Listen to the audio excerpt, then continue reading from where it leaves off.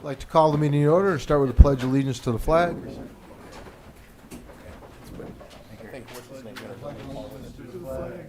United States of America, and to the republic for which it stands, one nation, under God, indivisible, with liberty and justice for all.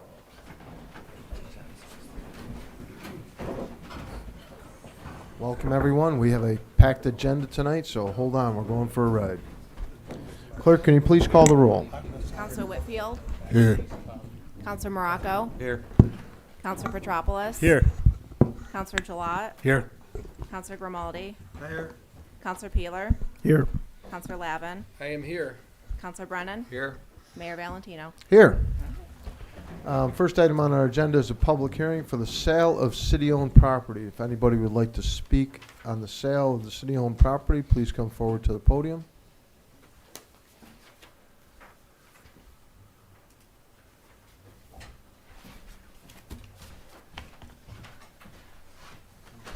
Good evening. Thank you for taking the time to listen to me. I wanted to say that I am absolutely all for the sale of the city-owned property and for the developers that David West has found for us to work with. One of the things that I noticed I'm speaking as a resident of Geneva, one of the things that I noticed is that there was some concern about the property or the development at the Foundry location, and I wanted to share my personal insight. And that is that I fall into that affordable housing category. My position here in Geneva with a business improvement district. And over the last 2 years, as I've been trying to hire people, one of the main complaints, I actually had somebody turn down the job because they couldn't find an apartment to live in where they felt safe. And I think that this Jackson Street area is a nice neighborhood and it is safe. And the other thing too about that area is that the rents that we would be charging at this apartment complex are basically in line with what the property values are there in Jackson Street, what people there are making and what they can afford to pay for rent. So I don't believe that would in any way damage the housing values there or concentrate poverty in that area. I think that it would be a really, really good thing for us. Unemployment rate in Geneva is exceptionally low, and we have a shortage of wait staff and hospitality workers that are a big part of what our community thrives on. That tourism business, those summer year months, those people who are waiting tables and working at the coffee shops, and they need someplace to live. And of course, it will help broaden our tax base. So thank you for your attention. Thank you. Anyone else? Please. I was glad to see that Habitat for Humanity is one of the groups interested. And if you don't know, there are 9 houses in Geneva that are Habitat houses that have done real well. It's a great opportunity for community to come together to help people in the city. Thank you. Thank you. Anyone else? Public hearing for the sale of city-owned property. If not, we'll call the public hearing closed. Wait. Oh, Larry, please do. Yeah. This is just a public hearing for the sale of city-owned property. Oh. We'll do public comment later, Larry. Okay, I'm sorry. And That's all right. I got you on my list, so. Sorry to make you move around like that. Okay. Next, we have 2 proclamations. Whereas communities across the country are mourning the loss of Sam Nordquist, a trans man whose life was taken in a horrific act of violence here in Finger Lakes, New York. And whereas our hearts are with Sam's family, friends, and loved ones as they endure the loss that is truly devastating. And whereas every person deserves to live with dignity, safety, and freedom to be themselves without fear. And whereas our trans and LGBTQIA plus residents are and have always been integral to the fabric of the communities of the city of Geneva. Now, therefore, be it resolved that I, Mayor Steve Valentino, do hereby proclaim a commitment to honoring Sam's memory by protecting the rights of the members of the trans and LGBTQIA community, I call upon the citizens, government agencies, public and private institutions, businesses, and schools in Geneva and across New York State to commit to practice that ensures safety for all and build communities where all people can live safely, freely, and authentically.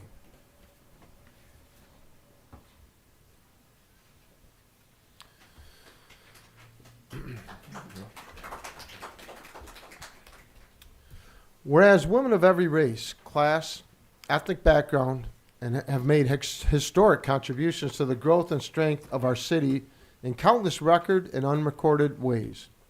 Whereas women have played and continue to play critical economic, cultural, and social role in every sphere of the life of the city by constituting a significant portion of the labor force working inside and outside the home. Whereas women have played a unique role throughout the history of the city by providing majority of the volunteer labor force of the city. Whereas women were particularly important in establishment of the early charitable, philanthropic, and cultural institutions in our city. Whereas women of every race, class, and ethnic background served as early leaders in the forefront of every major progressive social change movement. Whereas women have served our country courageously in the military. Whereas women have been leaders, not only in securing their own rights of suffrage and equal opportunity, but also in the abolitionist movement, the emancipation movement, the industrial labor movement, the civil rights movement, and other movements, especially peace movement, which create a more fair and more just society for all. Whereas despite these contributions, the role of women in history has been consistently overlooked, undervalued, and in literature, teaching, and the study of American history. Therefore, be it resolved that I, Mayor Steve Valentino, do hereby proclaim that March is designated as Women's History Month in the city of Geneva. I also call upon citizens, government agencies, public and private institutions, businesses and schools in Geneva and across New York State to recommit our community to increasing the observance March as Women's History Month with appropriate programs, ceremonies, and activities.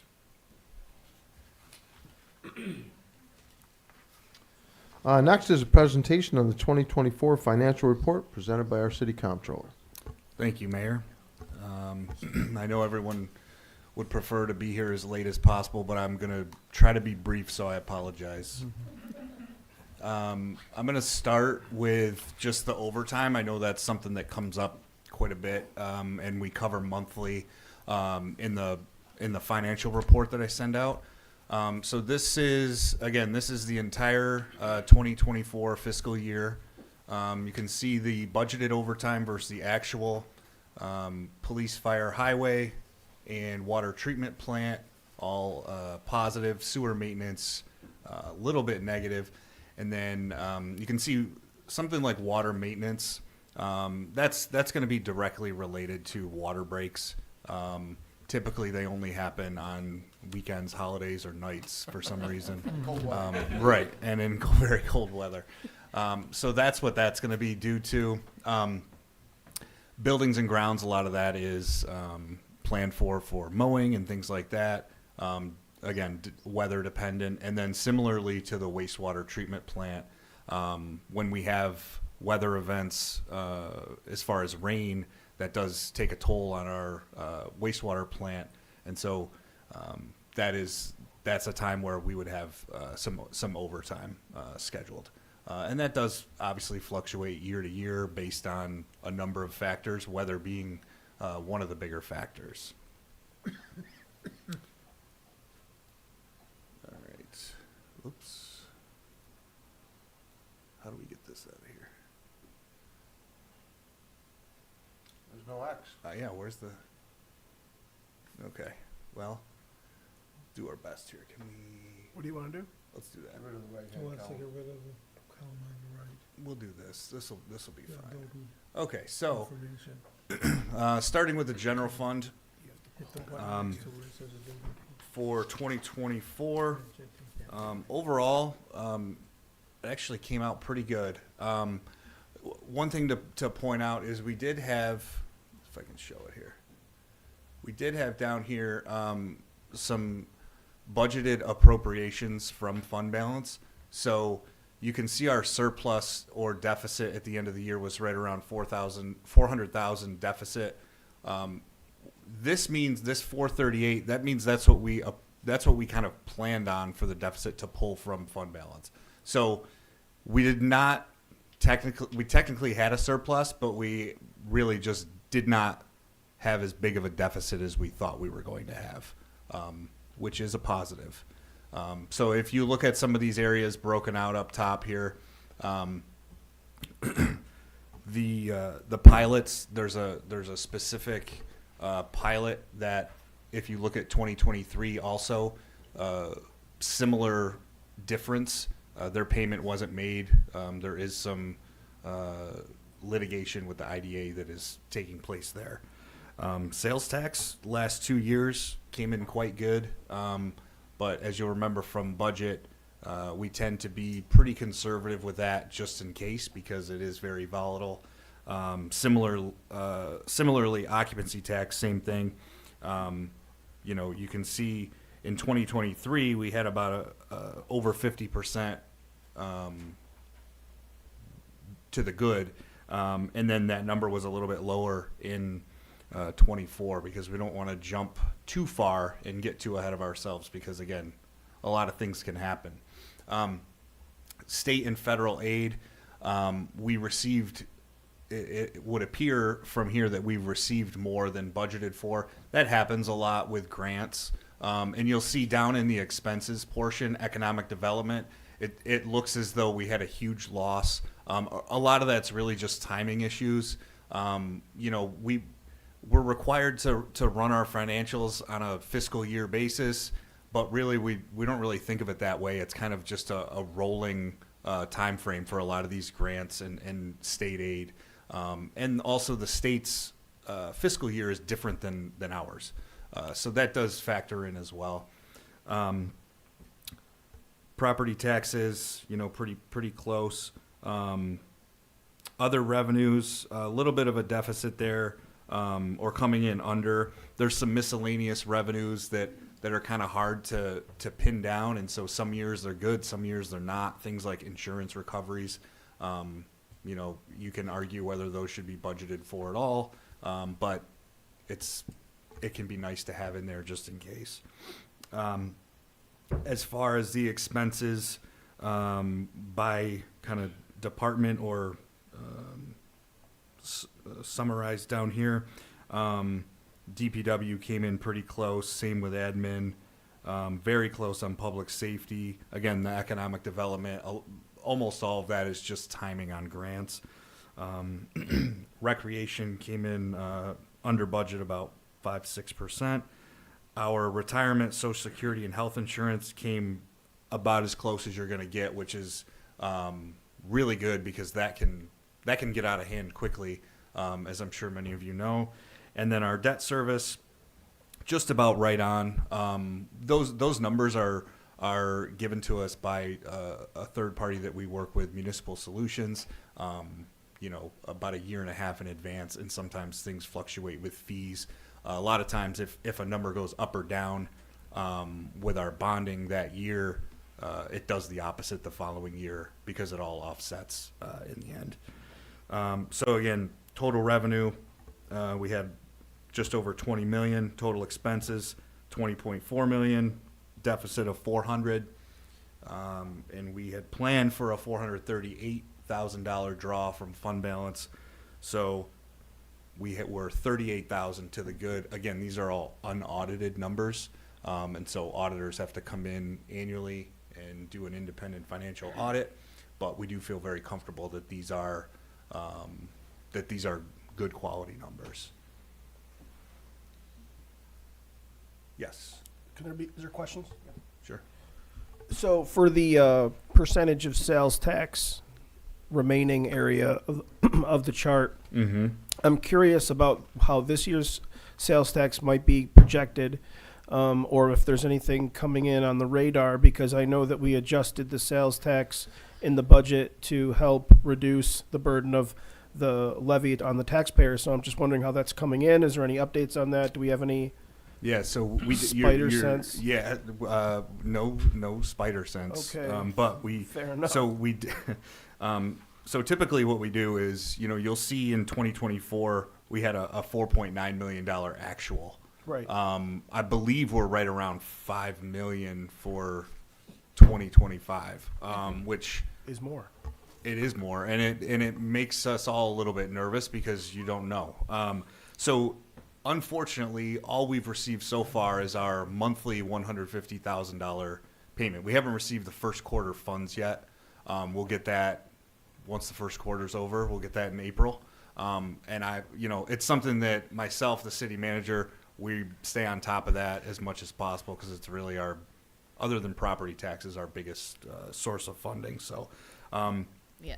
we're just- definitely keeping an eye on that, and to the point that if the first 2 quarters go by and we're not anywhere near where we need to be, I would presume we'd come to council with a budget amendment or do something different on the spending side to offset that. And we only get sales tax numbers quarterly. So we won't know where we're at until after the first quarter. But we do get some good trends in other municipality data. Yeah. So it is helpful, but once in a while we'll get some emails from NICOM throughout the quarter that say, expect it to be high or expect it to be low. But that can also vary depending on municipality. So just a friendly reminder to buy local. Correct. Ontario County. Go to Lowe's in Canandaigua, not Waterloo.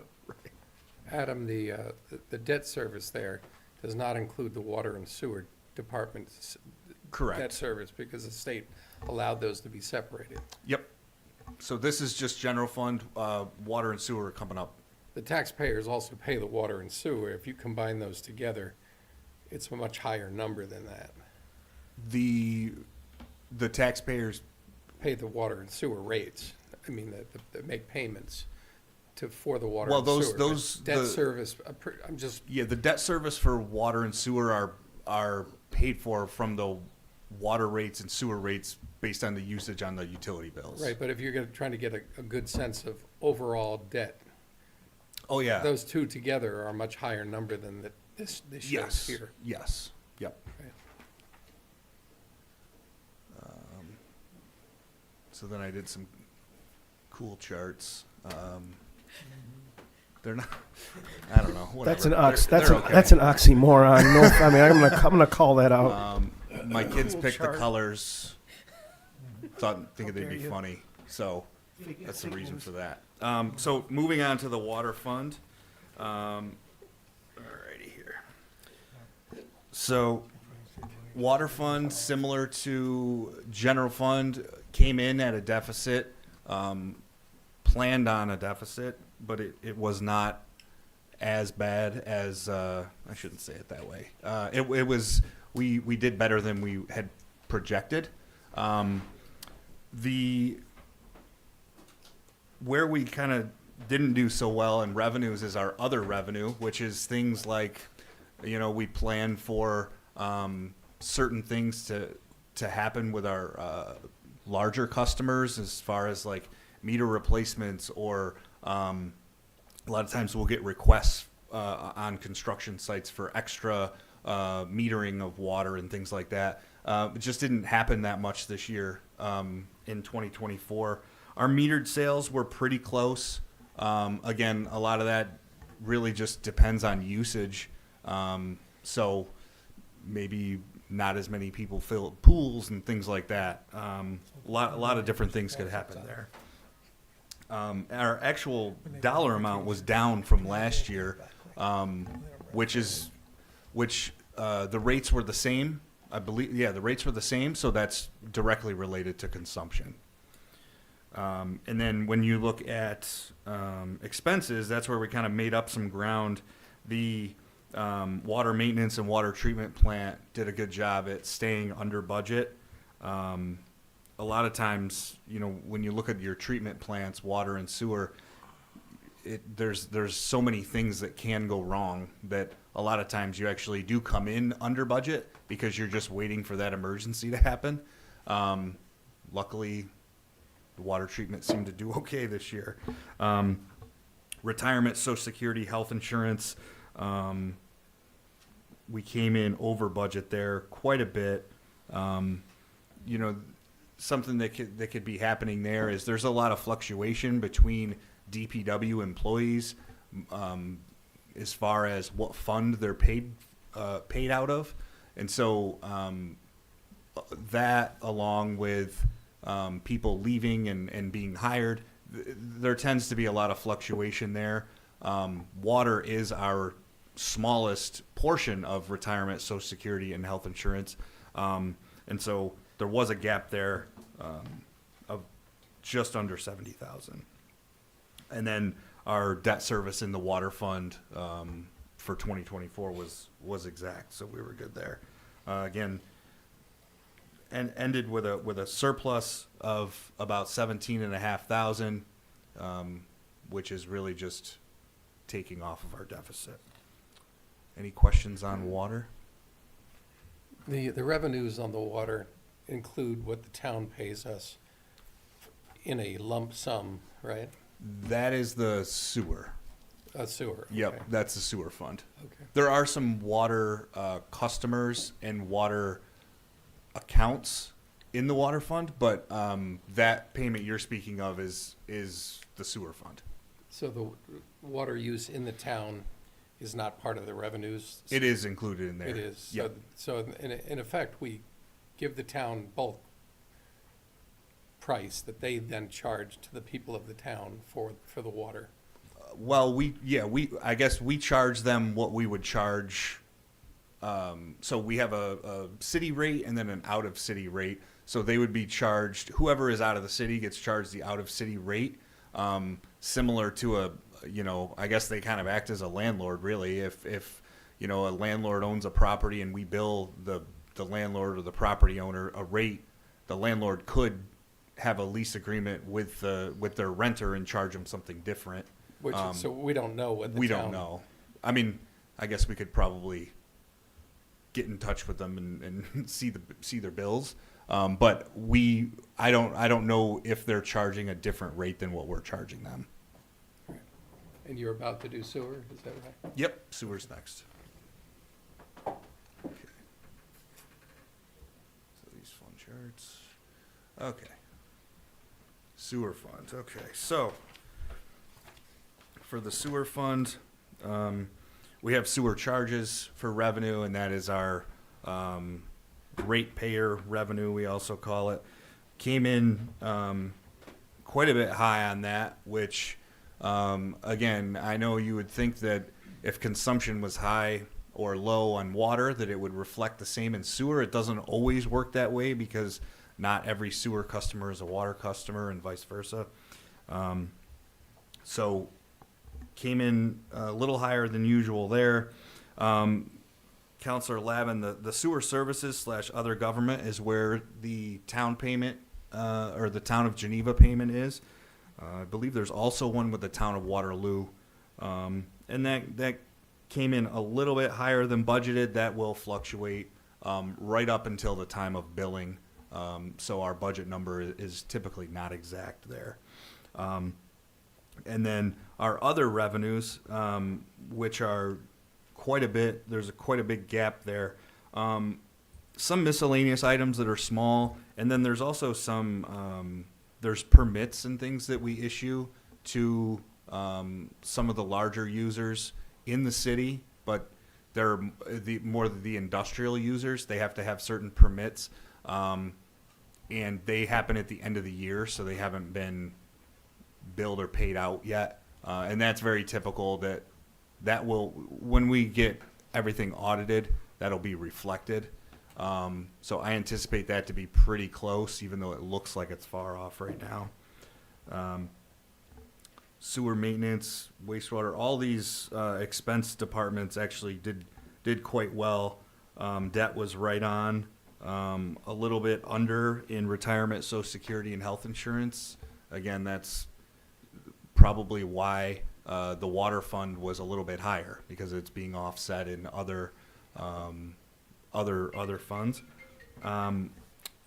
Sewer maintenance, wastewater treatment plant, again, similar to the water fund, came in under budget, and again, they're kind of, a lot of things are weather dependent. We don't know what's gonna happen, and so we're kind of holding out as long as possible.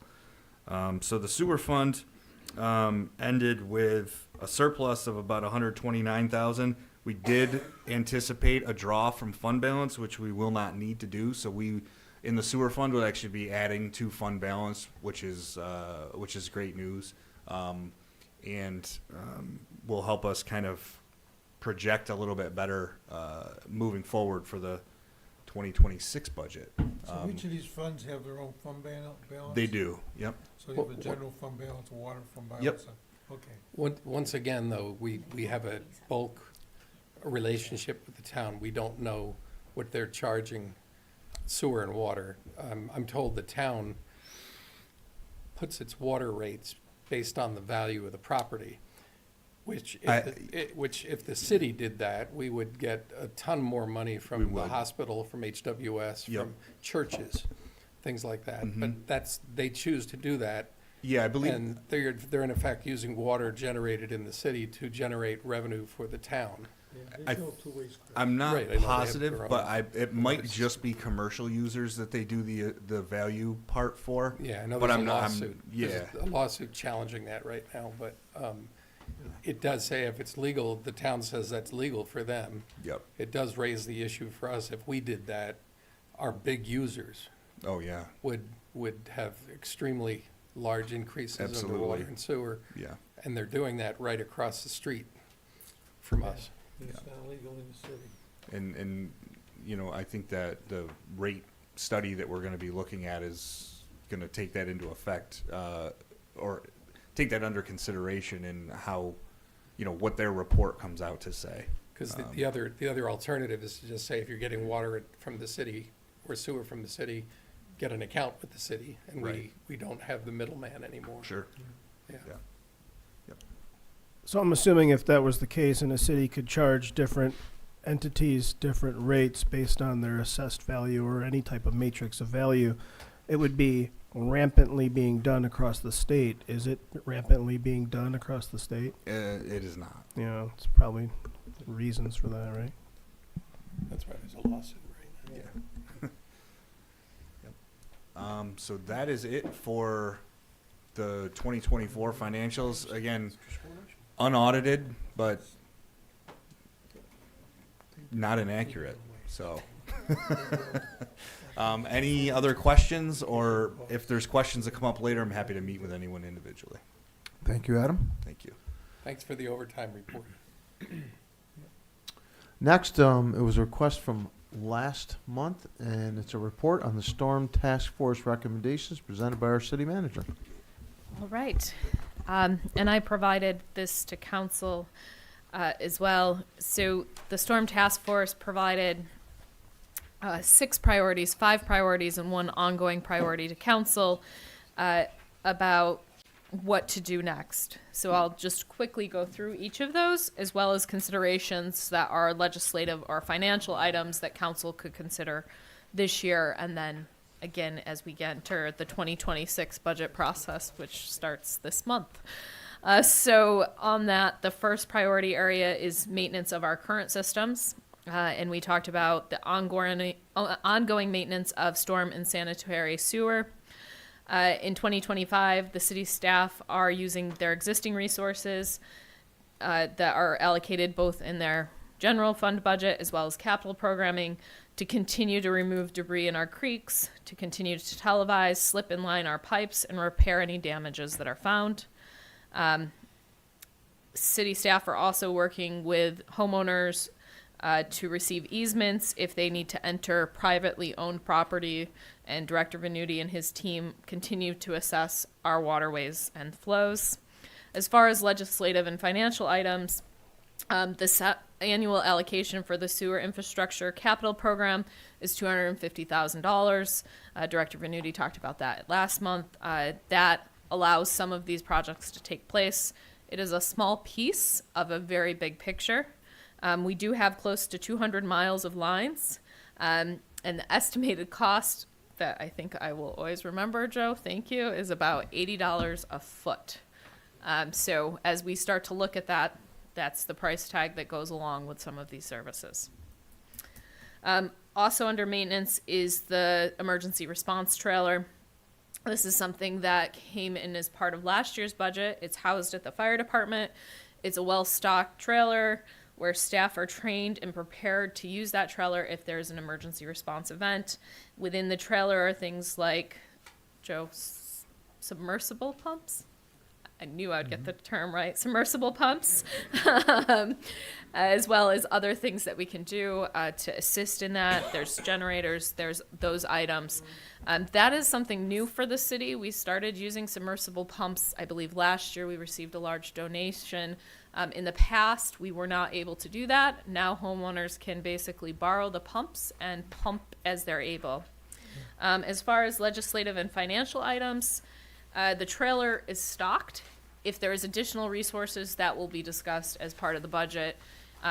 Were there a large storm event and we need to replenish, we'll have those conversations when that happens.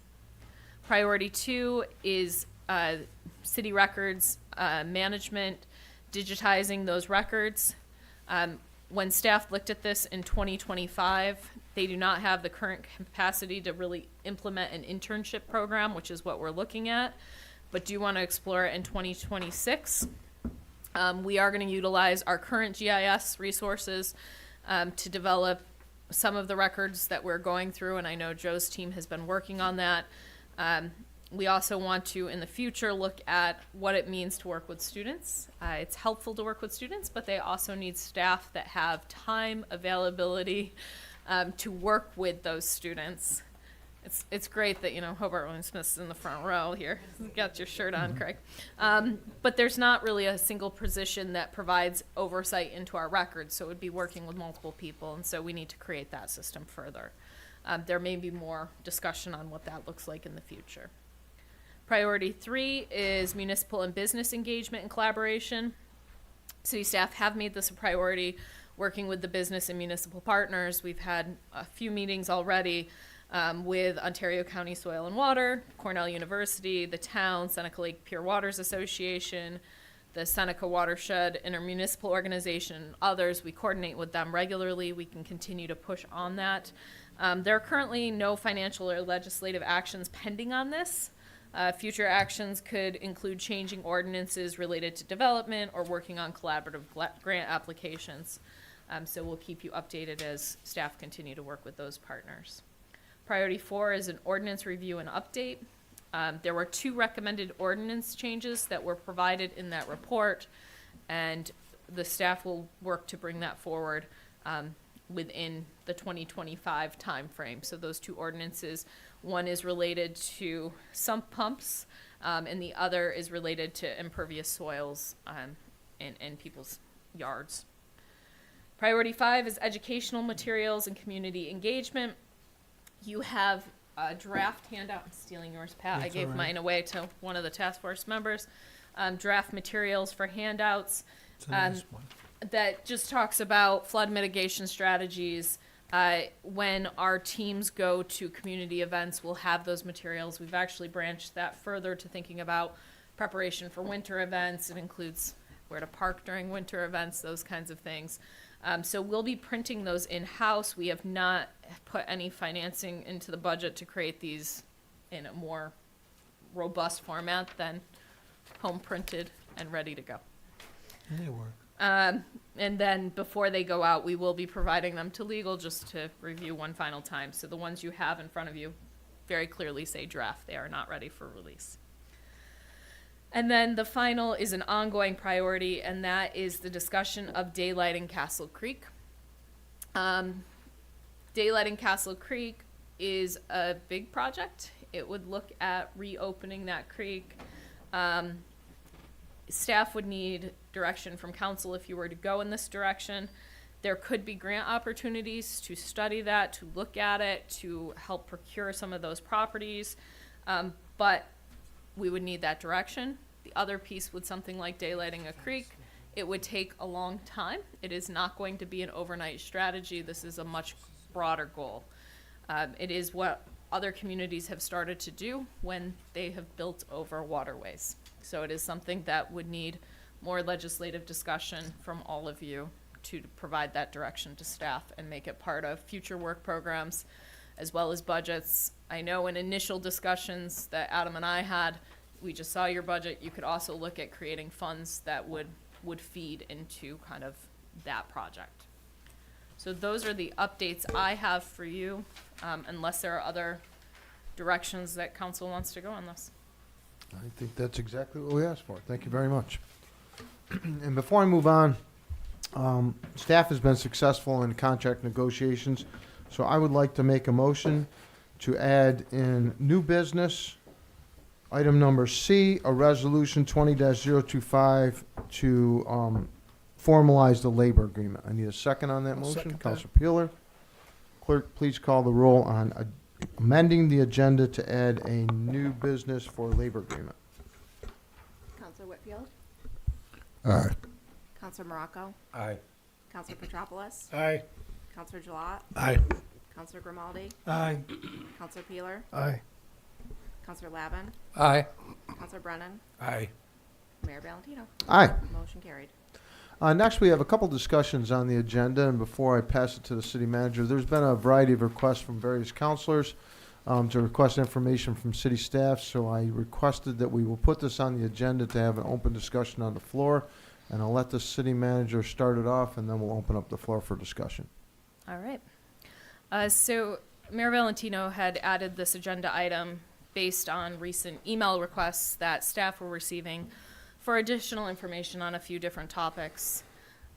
First and foremost, I just want to be clear with council that I hope that when you request information from staff, we are providing you the information that you need to make informed decisions regarding your legislative directions. When we begin to compile information, it's really my obligation as city manager to weigh the administrative resources that are needed to prepare the information, discuss what can be done with legal and any potential liability to the city, and then work with you to get that information. I want to be clear, if I ever have a hesitation about sharing information, it's not based on how I feel about the information or the project. That's not my job. My job is to give you the information you need. It's also not because of a belief that a council member would ever have an ill intention with the information. It's more to ensure that we're treating all information requests with the same standard and understanding. So when I look at that, what considerations do I make when I direct staff to prepare information? First off is always that legal consideration. I depend on our legal advisors for guidance regarding the liability aspect of information sharing. And I start with the same question. Is there any liability for this information? Does there need to be any redactions? Is this information something that we can share freely? Or does it contain protected information, personal financial information, business plans, other information that may be used for competitive advantages, those kinds of conversations? And then another consideration there is there an obligation to whoever provided that information to the city to be notified that that information is being provided on? Another consideration is just staff capacity. What resources do staff need to complete this task? How long is it going to take? What are their priorities? And is that request driving an administrative decision related to that staff, or is it for legislative decision making? The other piece is, what is the council priority? Is it a priority of a full council or a special request from one council member? And is it replacing a priority for staff? At the beginning of the budget season, and then we've worked through strategic thinking with council, which we're going to do again very soon. As we look at 2026, we create goals for staff, and if a direction changes, sometimes we need to stop one goal and start another, and so it's looking at that. So with that being said, I just wanted you to be aware of what considerations, at least from my role as city manager, when that is coming forward. And I know, Mayor, you and I often will have a conversation to say, it is not the direction of one, but a whole, so how do we move that forward and kind of weigh that out? Thank you. Yeah, and I usually just open up the floor, but I'm going to preface this discussion a little bit with some of my input. Staff does have a limited capacity. They don't have unlimited capacity to respond to every request. And we have 9 of us. And the 9 of us are always interested in city functions, city activities. And so we're all anxious. Some newer counselors might want more information to get up to speed on a variety of different issues. So, just understanding the requests that come in repetitively to not just to the city manager, but to staff in general, can be a challenge.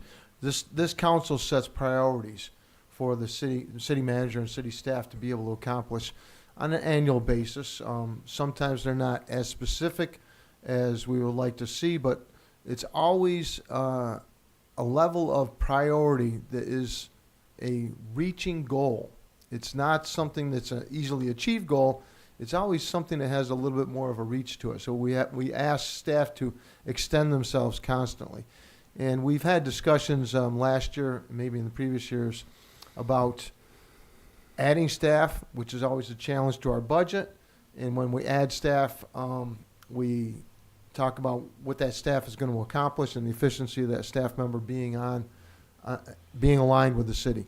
And for us, we've said no to some positions, and those when we say no to a position like that, we constrain staff that much more. So really, for me, this discussion is, as council members are requesting information from staff, just the cognizance that that request for information will be somewhat of a capacity constraint on staff.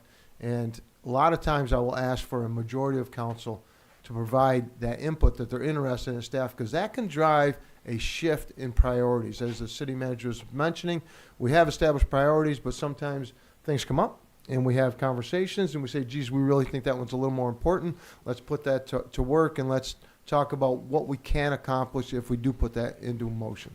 So the floor is now open. Anybody? Councilor Lavin. I think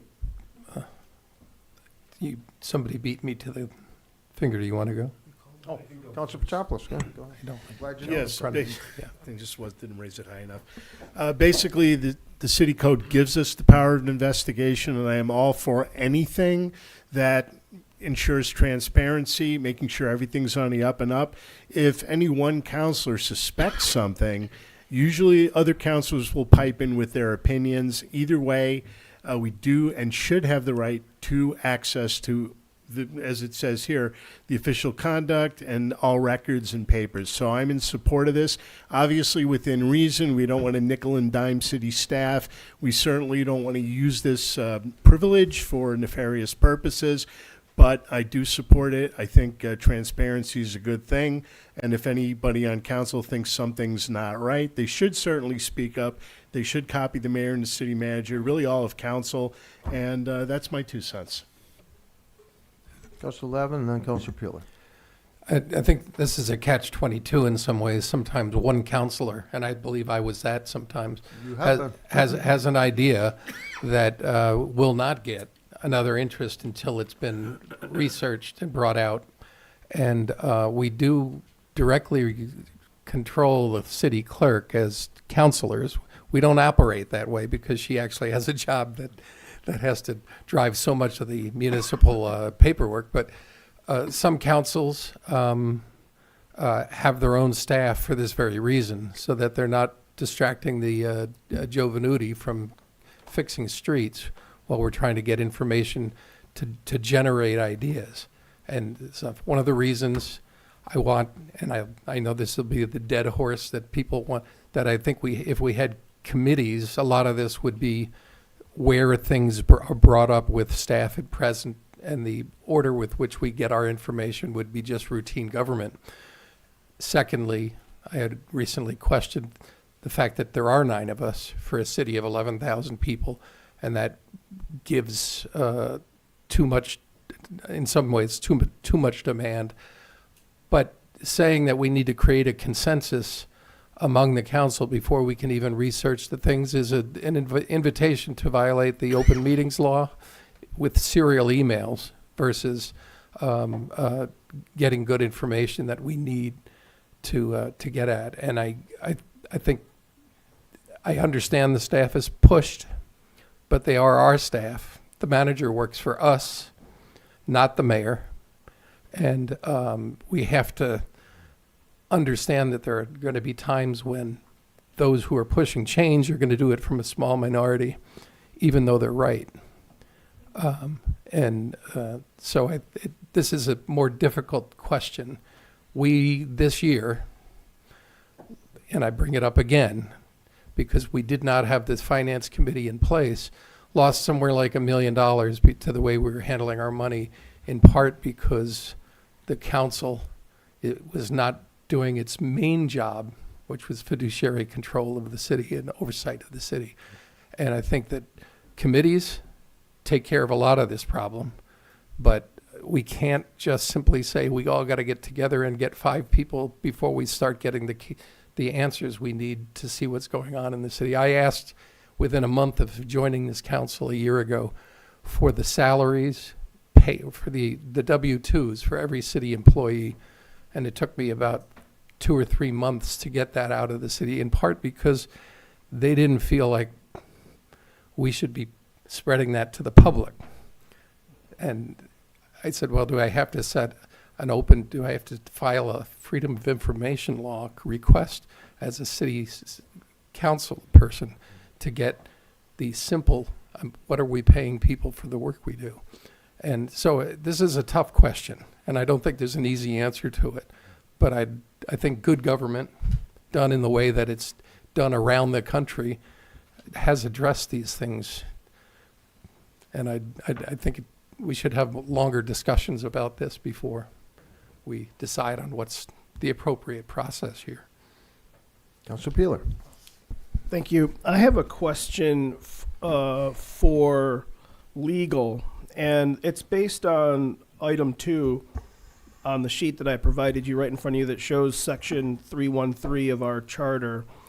And it's a pretty simple sentence, and it just says council should have access to all records, papers, kept by every city officer, department, board, and commission and agency, and we shall compel the attendance of a witness or the production of those materials in open public meeting.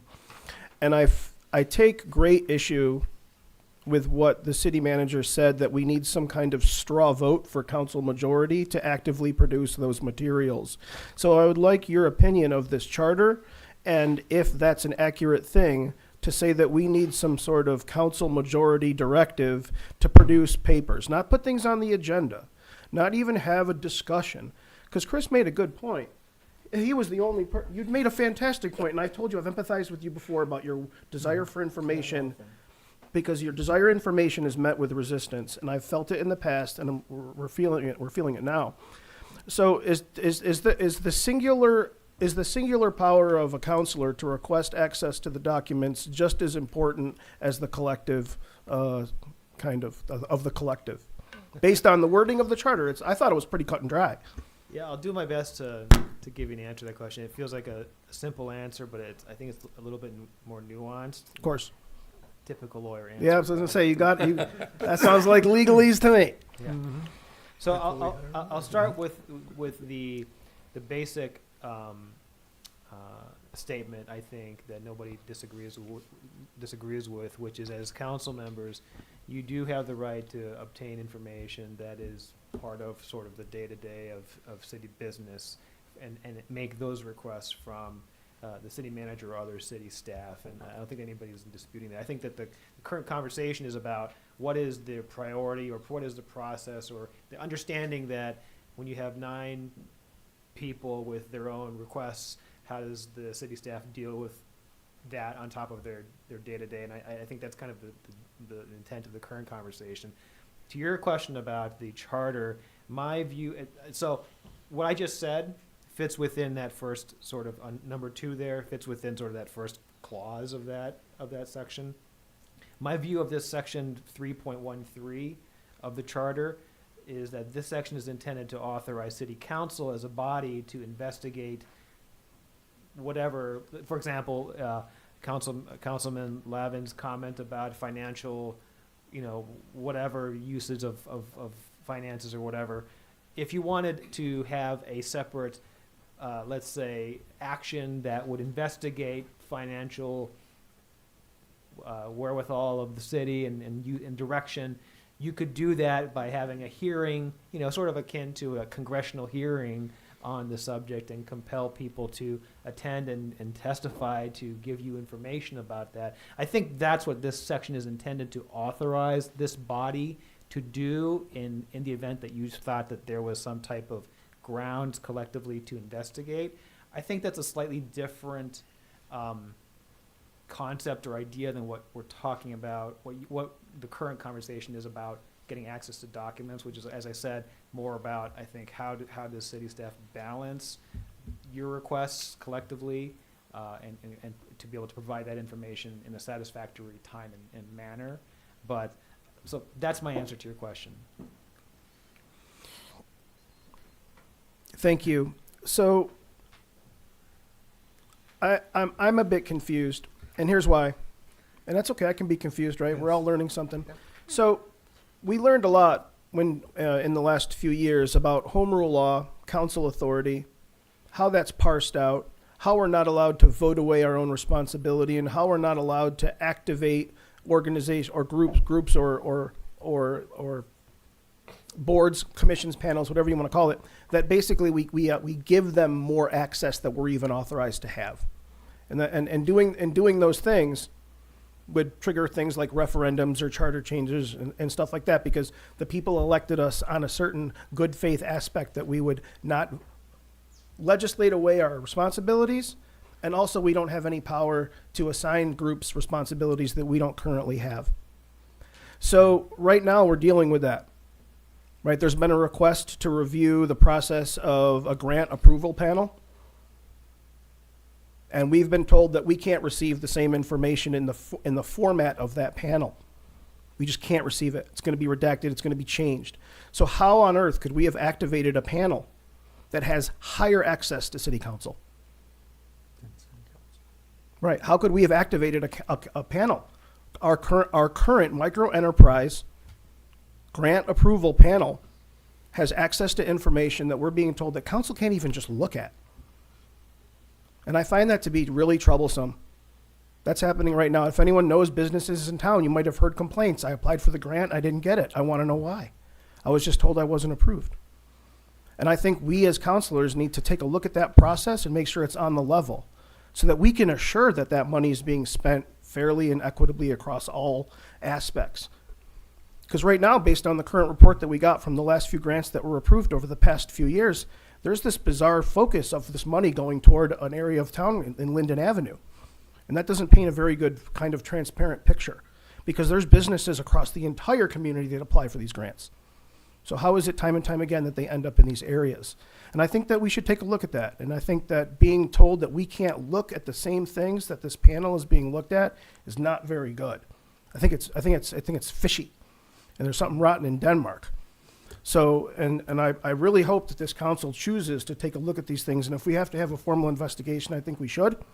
And I really just want to assure that we're doing the right thing. And I appreciate your interpretation of that. But I think the spirit of this element is that we have access to all the documents. We don't need to have formal investigations. I've asked administrators in Yates County and Seneca County about how they handle their MAP grants. They were floored that we were even rejected. They were like, we make these available right away. If anybody wants these, we just hand them over. An analogous request to like what I made. So we don't do that here. So I think that needs to be looked at. Councilor Brennan. All right, this is a big subject here, but this is a discussion period. So I suggest at this moment that the practical solution being that you're the presiding officer. When these requests come across the board, you're in contact with the city manager far more often than we are as individuals.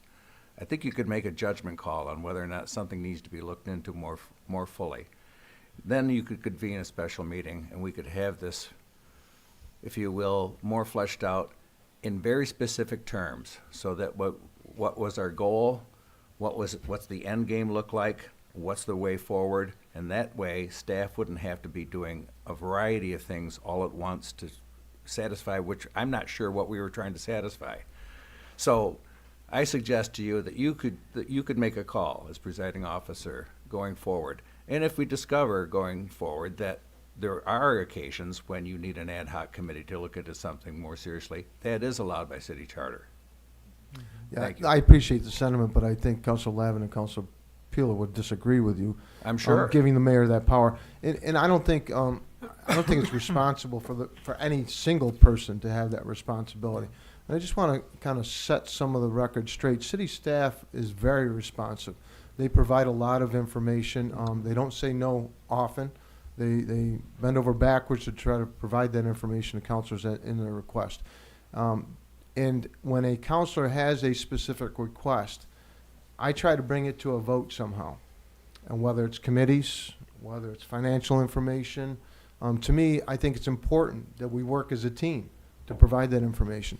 The city manager, the department heads are always willing to provide whatever information we ask for, even if it interrupts their daily activities. I think the specific request on MAP grants, and especially in the investigative powers that our council was telling us about, I never saw any accusatory information or any openness or focus that there was misappropriation. So if we feel there's some misappropriation with any one of our systems, let's bring that forward as a focus. And as Councilor Brennan is saying, I think there's nobody on this council that wouldn't say, geez, let's take a deeper look at that and find that information out. So it's a little new to me. I thought we were just asking for information. I didn't think there was a misappropriation or a concern about misappropriation on any of the MAP grants funds. If that's an issue, then we definitely can start an investigation. I have no problem with that. But that focus was not apparent during the request. And if I may, Mayor, I think another piece just on the MAP grant, and David and the mayor and I actually have been in conversation about the additional requests and how we fulfill those requests. This was put to pause because then there was additional information asked from staff, and under the advisement of the mayor, he said, let's put it on the agenda and move that forward. With MAP grant, we were providing information in the last 2 open meetings that were requested, and then I want additional information, more specific information. And so we've been having that conversation on how to have that information, and also to kind of relay that information to all the applicants to say, this is now the process, because it's a slight change in that. It doesn't say that we can't provide that information. We're still working on that request. It hasn't been denied at this point. It just, we tried to provide it in one format. You want it in additional formats. How much more time will that take? And we've had those continued conversation, and then it was put to pause until this meeting so we could have this discussion. Councilor Peeler? And what, Councilor Grimaldi first. Okay. He hasn't Well, I was spoken. just gonna say, how about let's lighten this up a little bit? And, you know, if I get it, somebody calls me up, I don't wanna give them bad information. So I may come in and Joe's in his office and I'll drag him out and ask him, because I don't know about that tree, or I don't know when the potholes in the road are gonna be fixed. So I think the council has to have some kind of direct contact with the employees, because otherwise you could be, you know, I make enough mistakes as it is. We can ask some people, but we can make enough, you know, I don't wanna give bad information out if I can help it. So usually I tend to go directly to the source. If there's something going on with the rec department and somebody's calling me up and asking me, or if I wanna write a resolution, I wanna make sure I have the right information. And I don't wanna play the game of doing a 2-week thing No. to say, you know, for Joe to tell me he's got 800 trees he's gotta take down. It's gonna take a little while, you're not gonna get it next week. Yeah. Or, you know, our guys are going out to do something. I think we need to have a way where we can request without, I mean, otherwise you could get 500 requests in a week, because we get the call, I mean, we're getting called, well, you know, you get calls No, too. and typically what I will do is if I got that same request, I'll send an email to Joe. Yeah. And I'll copy Amy, because I want her to know that I'm using her resources. Because if I'm one of 9 that is going to ask for that information, and Amy's done a great job at, when a staff member is asked a question like that, to respond to all of council, which is important. That way we all now have that information about that tree or whatever it might be. So I agree. Yeah, we used to always get, Yep. I mean, you guys, when you were councilmen, gave us a hard time in city staff. Councilor Peeler? Yeah, I have a question for Chris and maybe David. So the discussion we're going to have later about changing the size of city council, I think it's a fair discussion, but I don't think it was popular. I don't think, and I don't know, and I don't, right? And so I want to know what you did to get this on the agenda and how we activated our city attorney to follow through with it, which is quite the resource. And then how we got that unpopular thing on the agenda, because I think I have an unpopular request and I want to figure out how to hack this so I can I can start the discussion. What's your measurement of unpopular? I believe that there's probably only 4 Time people. out. It was just an RLS. And any counselor can, So you can put in for an drive RLS? an RLS. I just said I'd like to know what the process would be to have this happen. And all the dominoes just fell for you? Yeah. That's great. No, I think that's awesome, and that's we're the not way gonna- it should work. We're not going to have a discussion on that. We're actually going to have a briefing on that. Right. Oh, anyway, it's still time. Time is a resource. So I think, I guess one of my questions is, if we have concerns about the MAP grant allocations, and we feel there's misappropriation of MAP grant allocations, is that an executive session discussion to start an investigation? I'd have to look into that. Offhand, I would not think so, but it kind of depends on the scope of the Okay. discussion, really. If you want to talk to me about it, or if you want to talk amongst each other about it, I'd have to look into it, but it may well be something that needs to be discussed in open meeting. Okay, so we will further that discussion. I mean, we're hearing that the information is being accumulated. Once the information is ready to be accumulated, I think we should meet as a council to review the information and then further that discussion.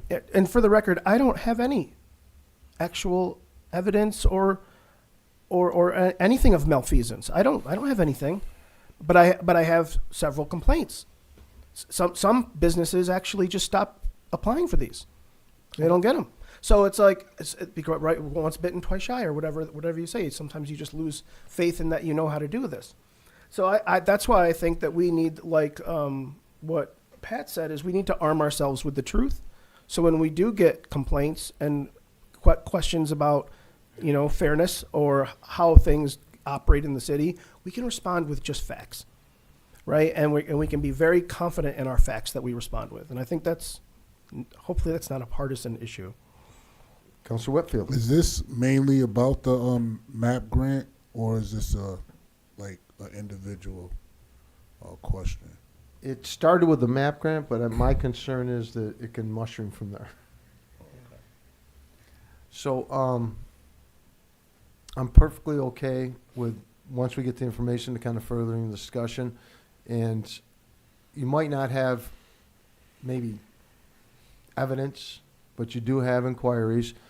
I'll call myself lazy, because when I get these kind of comments or requests, I send my constituents directly to the source to get that information. It makes a big difference for me.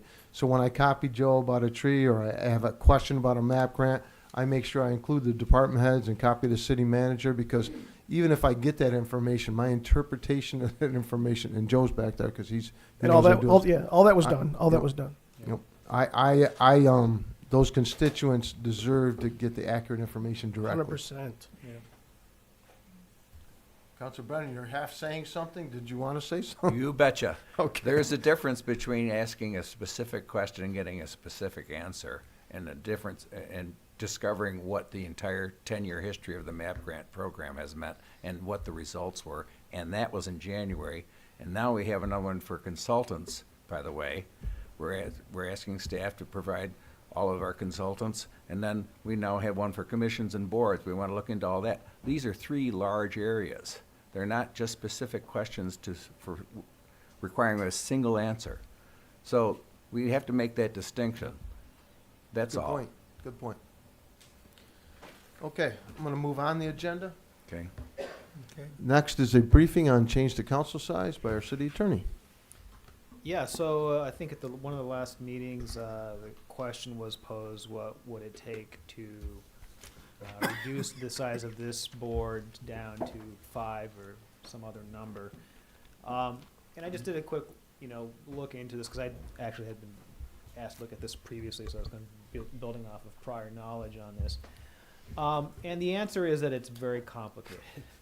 I'll start with your charter, okay? You all, except for the mayor, the 8 of you are sitting here because you are tied, well, most all of you are sitting here because you're tied to a ward, and that's in our charter. So in order to change just at the first discussion is, if you want to reduce your size, you need to reconfigure how your charters, how the people of the city are represented by the wards. Because if you're reducing down to 5, then that may very well impact what your wards look like, how you are all elected by those people, because you're obviously getting rid of 3 or 4 seats. So that's your first discussion, is changing the charter to reflect that. Is that something that's desirable or not? Okay. Changing the charter, the question is, how do you change your charter? Oftentimes, for sort of very specific things, you can and we have changed the charter just by local law. Very straightforward. And you could do that for this, but one of the other ways to do it is by establishing a charter commission. Okay, it's not an ad hoc committee, it is a commission which has its own legal authority to do a lot of different things. In this particular case, under municipal home rule law, the mayor you could do it one of 2 ways. You could either create a charter commission by local law and have people,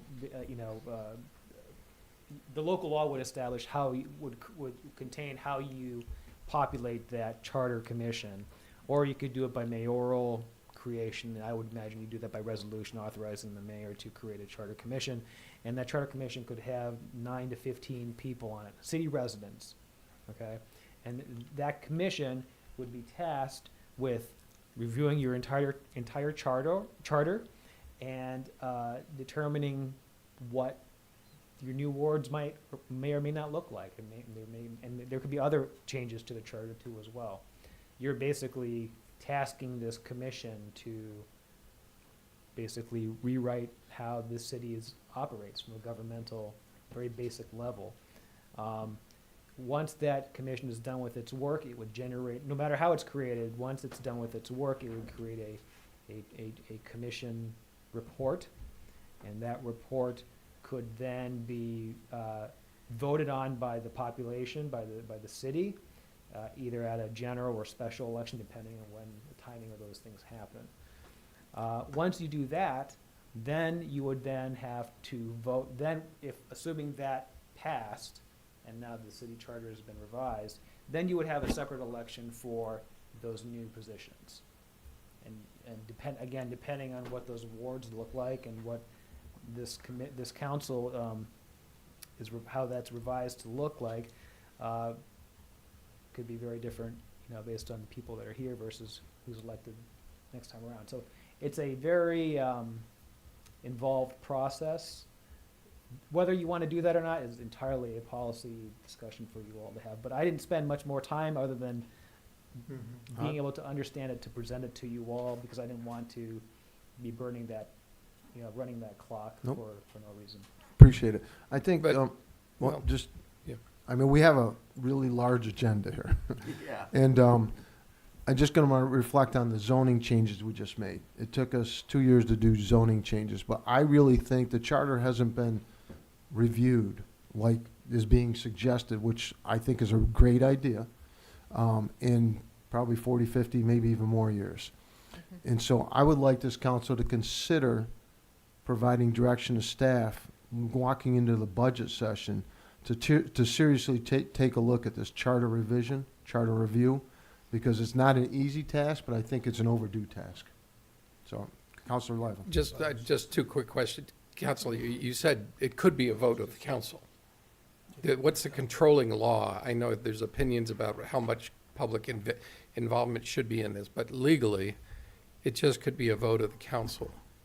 Yeah, it could be. There's no priority or rule about which path you choose. It's up to you all to decide in your judgment what you think is the appropriate path. My suggestion is that a charter commission might make sense because you are talking specifically about the power of the electorate to put you in your seats. A lot of cities like this size and even bigger don't have wards. They Right. have at large for the very reason that, so that's not written into our charter or to a commission wouldn't be limited to duplicate wards. That was just your description of how we might set up representation. Yeah, you could eliminate wards. A charter commission could eliminate wards, or you all as by virtue of the local law process that we have been engaging, you all could do that Could do too it. as well. Right. Again, it's a matter of what you all think is in the best interests of the city. Thank you. Councilor Peeler. You're gonna love this, Dave. It's a hypothetical. Okay. So suppose too close. Suppose the conversation through whatever discussion happens to shift toward maybe changing the size of the council isn't what we want to do, but maybe we want to do something similar to what Ontario County does, and we have weighted votes. So our votes basically carry some calculus based on how many people are in our wards. Right, so would that be a similar process as what you described for all the changes all the dominoes that had to fall to do something like that, or because we don't have weighted votes in our charter either? Right, anything that involves changing how you vote, the value of your votes, how you get elected would have to come from a charter change. All right, thank you. I'm not saying that what you're describing would be permitted by law. I would have to think about that. But in general, what I'm talking about is that would need to come through a charter change. Yes. Councilor Morocco. Could it be as simple as, let's say we have 6 wards here right now. We wanted to go to 4 wards, if that's what they wanted to do. Just redrawing lines for the wards and still keeping it a ward representative? Could it be as simple as that by a vote? Yes, it could. The wards are described in the charter, though, so you'd have to. Okay. If you're redrawing your wards, that's a charter change, and you could do that by local law. As I said, that's one way to do it. The process you choose is up to you. And I imagine there's a ripple effect of the Board of Elections in the county. Oh yeah. My city clerk is nodding her head yes. Yeah, we haven't even got to that issue. I was gonna say that's the piece when we talk local law, and some of you are familiar, all of you should be, with the staggered terms and then where that local law goes. And so it has to fall into the Board of Elections timing. Councilor Peeler. So I'm not going to be a city councilor forever, but I do want to say I officially want to make sure that if the wards are redrawn and that discussion happens and who knows how long it takes, I hope the city takes the greatest care to make it look like redrawing the wards is not gerrymandering. I just want to put that out there because I don't agree with gerrymandering as a process. Everybody deserves representation. Okay, I'm going to move on. Next is our supervisor update by Supervisor Kennedy. You looked a little surprised there.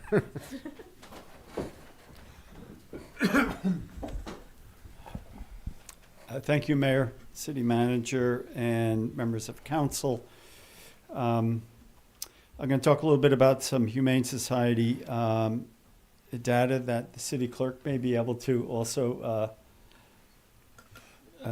add some thoughts on. She was at the excellent presentation on their annual report, Housing Task Force update, and just some other odds and ends. I also did want to mention a couple of items on the on the county infrastructure grant.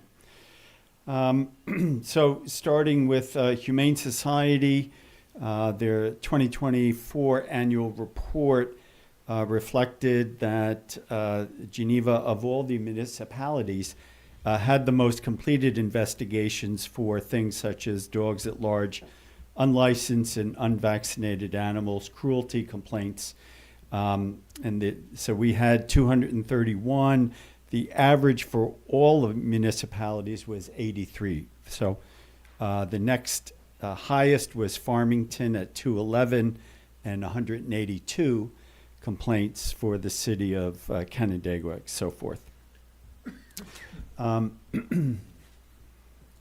The County Infrastructure Grant Program, which is the New York State Municipal Infrastructure Projects, The review committee has been appointed.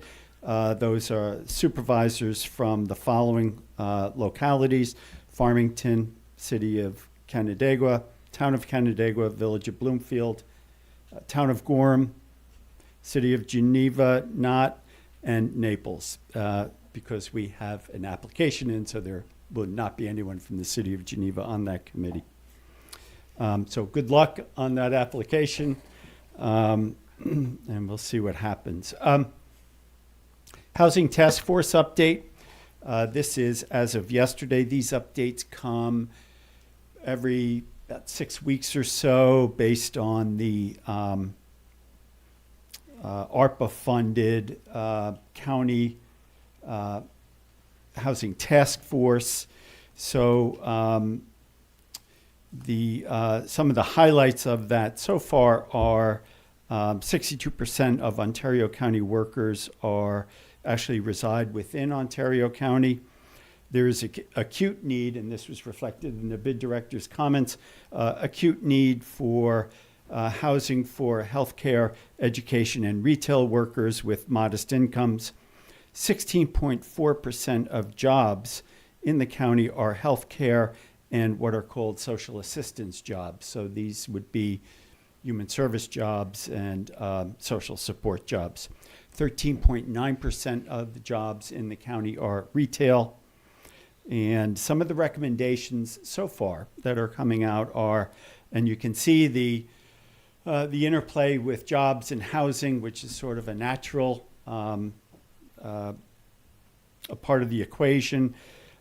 So some of the recommendations that are on the horizon are the need for zoning changes to allow for higher density housing, particularly in the western part of our county. Incentivize developers to offer rental units as well as entry-level housing. Encouraged mixed-use development, residential and commercial together. Locate closer to major roadways so to reduce traffic congestion. And also, finally, encourage employer participation to finance affordable housing, particularly for the larger employers. So these are some of the recommendations that may be on the horizon for the final report. To the credit, I think, of the task force, they're putting out these updates so that everyone's not just waiting for the end result. So I'm not on the task force, but I'm happy to take back any questions that you may have. And I guess just some odds and ends here. City manager, county administration, and mayor and myself met earlier this year in February last month, and that will be happening 4 times a year, which I think is great. I've attended, in addition to my usual committees, Health and Human Services, Government Operations and Insurance, Public Safety, and that also, public safety meeting also included graduation of inmates who have been participating in a therapy program, and it was quite impressive. I also was at that February public safety meeting, privileged to hear the annual reports by a variety of our county first responders, and I was particularly impressed with the amount of intermunicipal collaboration in dealing with the very tragic Ovid fire in December on that very cold and windy night. So I think that's the extent of my report, and I'll be happy to answer any questions. Yeah, I thank you for that kind of job marketplace report about where our jobs are. Was that something you were reading off a notebook, or is that a document that we can grab from the county website? Was that just stats? It's on the county website. Okay, so do you have a? I'll send the link to the council. That'd be lovely. Mm-hmm. Thank you. Sure thing. I just think there's value in knowing where our jobs are, so that we can kind of play to our strengths, and that's something that hopefully helps us make decisions. So I'll send the link, and just so you know, these interim reports are in a file on the website underneath the housing assessment task force. But I will send the link.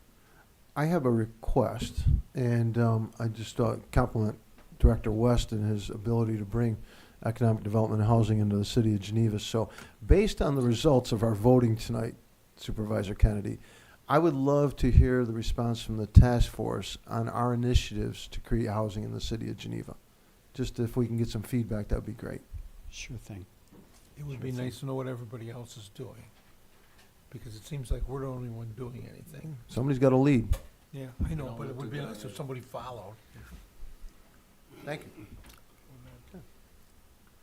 Okay. Thank All you right, very much. thank you. Thank you. Next is the consideration of meeting minutes. We have January 30th, 2025, February 5th, 2025, February 12th, 2025. I need a motion. I make a motion, Counselor Grimaldi, seconded by Counselor Petropoulos. accept the minutes. Clerk, please call the roll.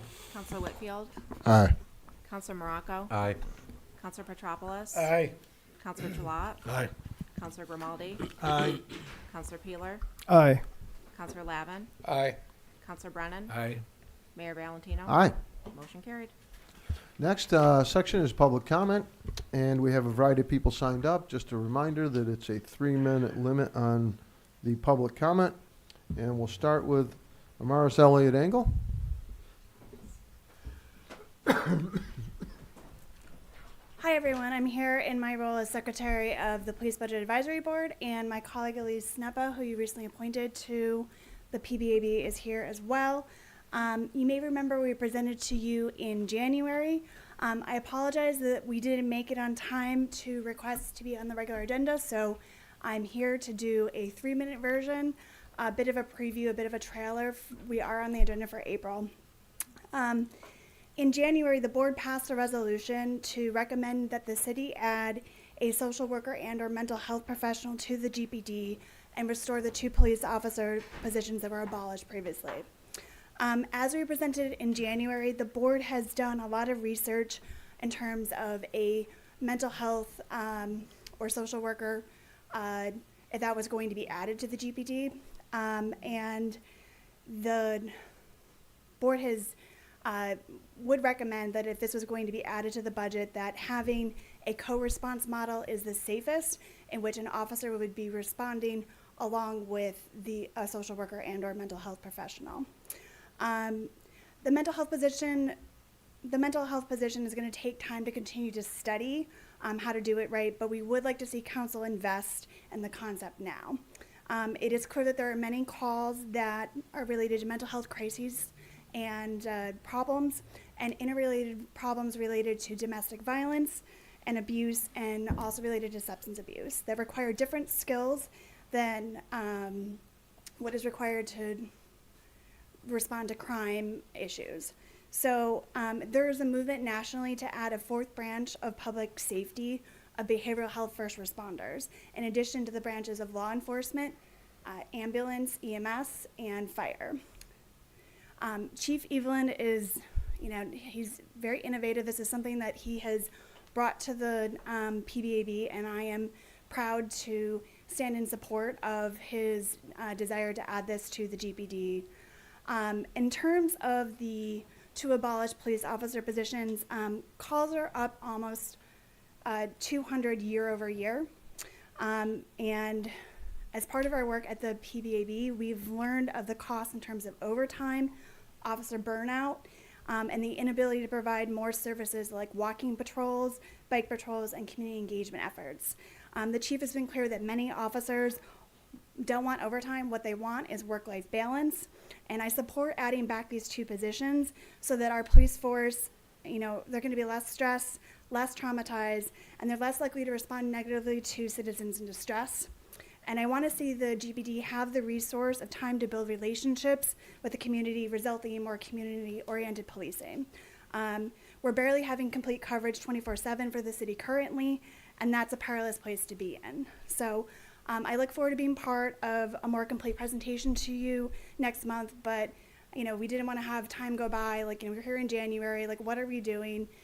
It's budget season, so we wanted to, at least give you a snapshot of what we've recently done as a board. Thank you. Appreciate it. We look forward to seeing you in April. And you beat the buzzer. It was 3 on the dot. Next is Catherine Price. She did a word count before you got her.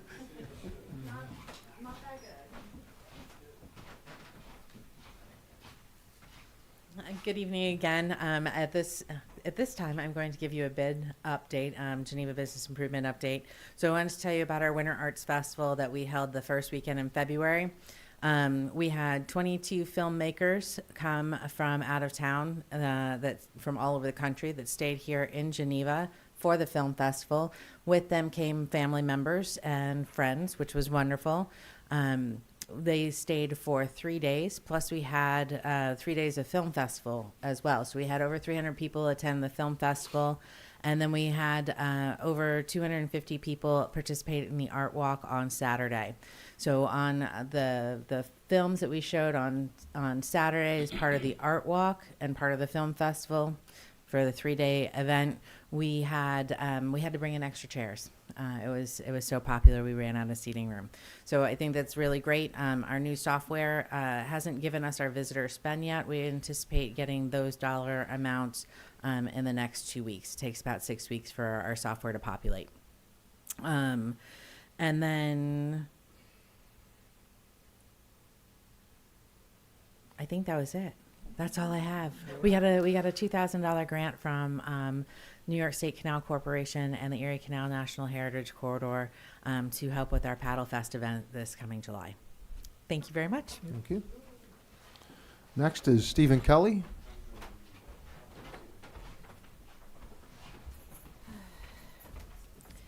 So, good evening. My name's Stephen Kelly. I'm a constituent from Ward 3. I'd like to just take a minute today to speak to equity and inclusion. I would like to start by thanking the council and the city. February 5th was actually my first time attending one of these city hall meetings, and I left feeling very heartened by the council's statements committing to equity and inclusion, as well as a statement made by a community member in support of our immigrant population when the threat of the ICE raids began. Speaking for myself, it felt like Geneva was a place that would protect its own no matter who they are, where people stand in defense of their neighbors and discussion is held openly to facilitate shared growth. My purpose tonight is not just to speak praise, but to urge everyone to keep this energy up. In the months since our last meeting, we have seen removal of federal funding supports impacting poorest communities, the threat of dramatic Medicaid cuts impacting our disabled and medically fragile communities, attempts at anti-trans legislation and state appeals to revoke the legitimacy of gay marriage impacting our LGBT communities, ongoing attacks on immigration, and a host of other concerns lost in the flood. In the face of this, I want us to stand together in defense of these communities, to send the message that all are welcome here, that we value your presence and will support you through these troubling times. Thank you. Thank you. Next is Craig Talmadge.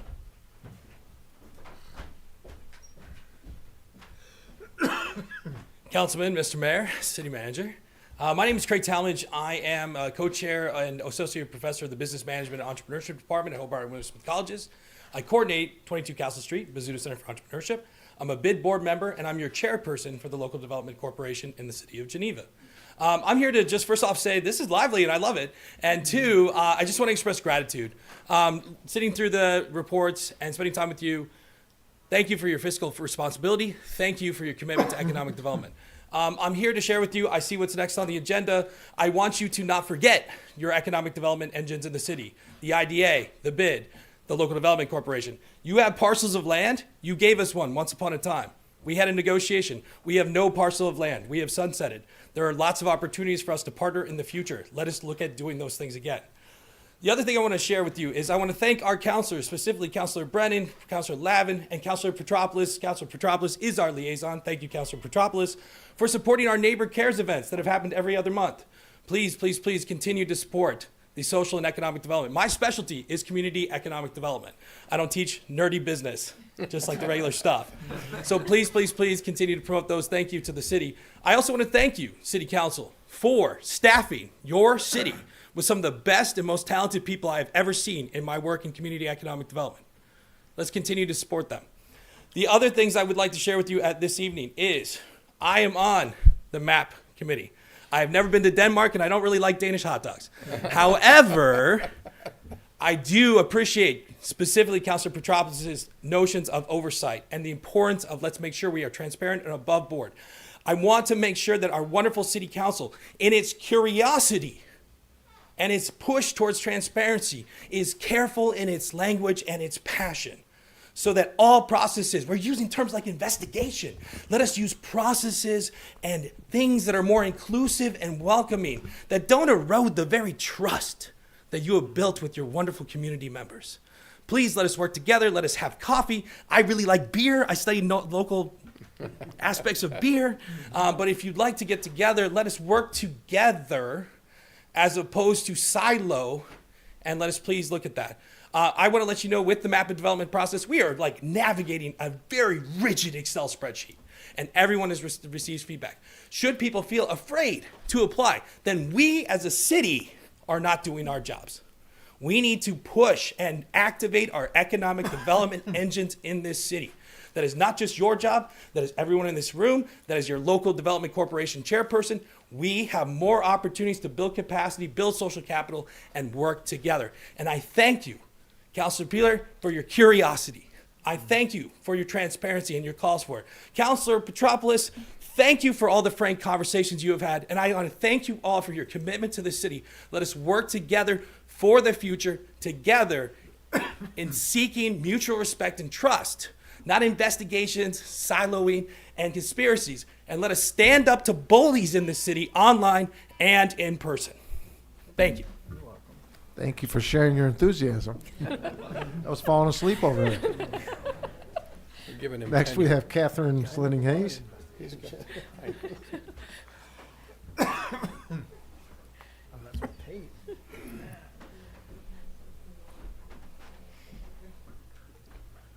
That is going to be a hard act to follow. And I need my notes. So, good evening, council members, city manager Hendricks, and city staff. My name is Catherine Slanning Haynes, and I live in Ward 1. I was very tied up with family-related matters during the fall budget discussions, so accept responsibility for not following the negotiations. However, I was surprised to learn later in the fall that council had made the decision to allocate $75,000 from reserves to rewrite the comprehensive plan at a time when the citizens of Geneva had been expressing significant concern over the cost of running the city. Just because the cost wasn't included in the 2025 levy doesn't mean it wasn't an expense. That is water over the dam, and I'm not here to relitigate that. What I was wondering about is the process for rewriting the comprehensive plan. The last plan was conceived through considerable citizen input through an open process that provided any interested person to participate. I was interested when on February 12th I learned that council had been meeting regarding the comp plan. I wonder at what point is council planning to include the public in this process. Tangentially, it was also mentioned that development of the lakefront with a potential hotel was being discussed. I have lived in Geneva some 18 years. There's been at least 3 attempts to develop the lakefront since we moved here. Each attempt was met by significant public pushback, although this was depicted in a Finger Lakes Times opinion piece at one point as an effort by a small group of organized people, or words to that effect, and is not consequential. I would remind council that this is not the case. I worked on going door to door, getting signatures opposed the last attempt, and was actually pretty surprised at the very significant opposition by people in my ward, most of whom I had never met before. Instead of taking away a resource that is valued by the community and which has been an economic driver as an event site, why is council not focusing on the derelict properties that stain our downtown? Most specifically, I'm talking about 3 major properties at 19 and 27 East Castle Street and 435 and 433 Exchange Street. What is the purpose of bringing in more tourists if the first thing they see when crossing into town at Castle Street is a block of dereliction? This has been the case for years. It is my understanding, and I am willing to be corrected if I'm wrong, that these all belong to the same individual. I'm aware that the building where Lake City Hobbies has been located was approved for grant funding for renovations, which is a first step. But why has this owner been allowed to drag down the city? Additionally, what is the status of the 2 major projects that fell through, the former VFW site and Trinity Church? Focusing efforts on the assets we currently have would be a more productive activity. I do not want to imply that our city planner has not been doing his job, as is evidenced by the projects that have been brought forward, both during today's meetings as well as previously approved by council. I certainly recognize the hard work that the city staff has put into these projects. I would simply encourage council to include the community in developing the comprehensive plan, learn from previous efforts that resulted in community pushback, and work to improve the assets we already have on the ground. Thank you. Thank you. Next is Larry Campbell.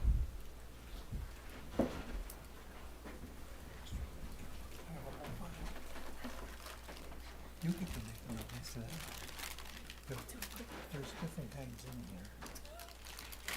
I have two comments. First, quite brief. First one, second, a little lengthier. At last night's council meeting, when you discussed the marina, I would have liked to ask the following question. We know that every day, hundreds of people, Genevans and visitors, come to the lakefront to enjoy the amenities of the visitor center, the motel, the hotel, and the walking paths. How many people will enjoy the benefits of a marina? 2, my wife and I have a dog which is walked twice a day in Castle, Maxwell, Brook, Hillcrest, and Larchmont streets, as well as the connecting streets, Lafayette, Pleasant, and the north. The sidewalks this winter have been an absolute disaster, covered with snow and more treacherously with sheets of ice. Pedestrians, mainly dog walkers, school children, and a few brave souls giving babies a breath of air in the carriage, face grave danger and often have to walk in the streets. I would estimate that not more than 5% of the homeowners clear their sidewalks.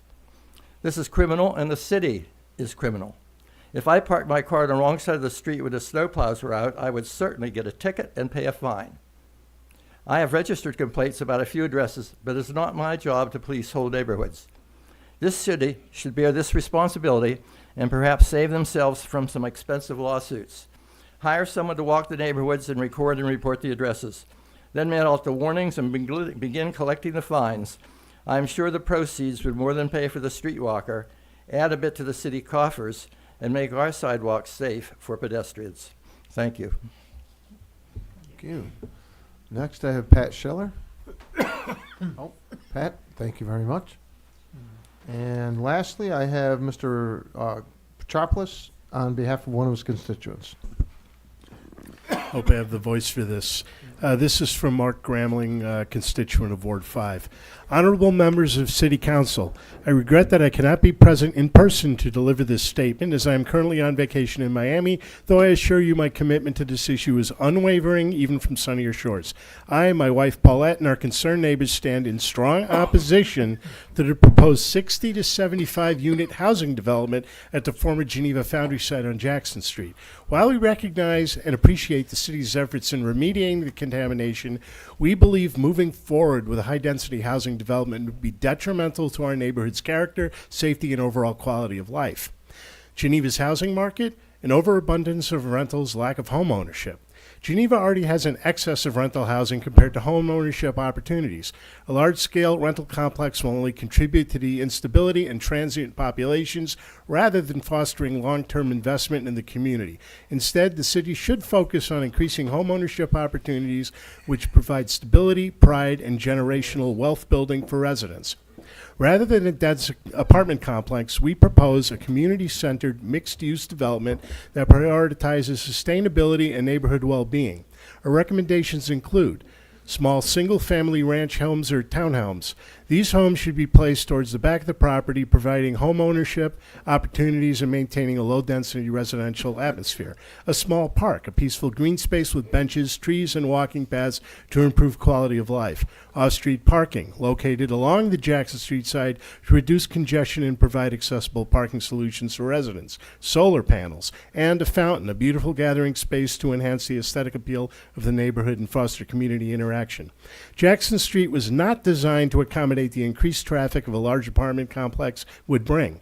Increased congestion would compromise safety, overburden existing roads, and strain emergency services. Other municipalities have successfully transformed dead-end streets into parks or low-density spaces rather than introducing developments that disrupt established communities. Despite the remediation efforts, many homeowners, including myself, have experienced property damage such as structural settling, cracks, and increased flooding.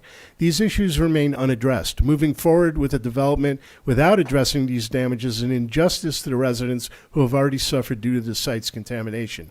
Residents feel excluded from meaningful participation in this process.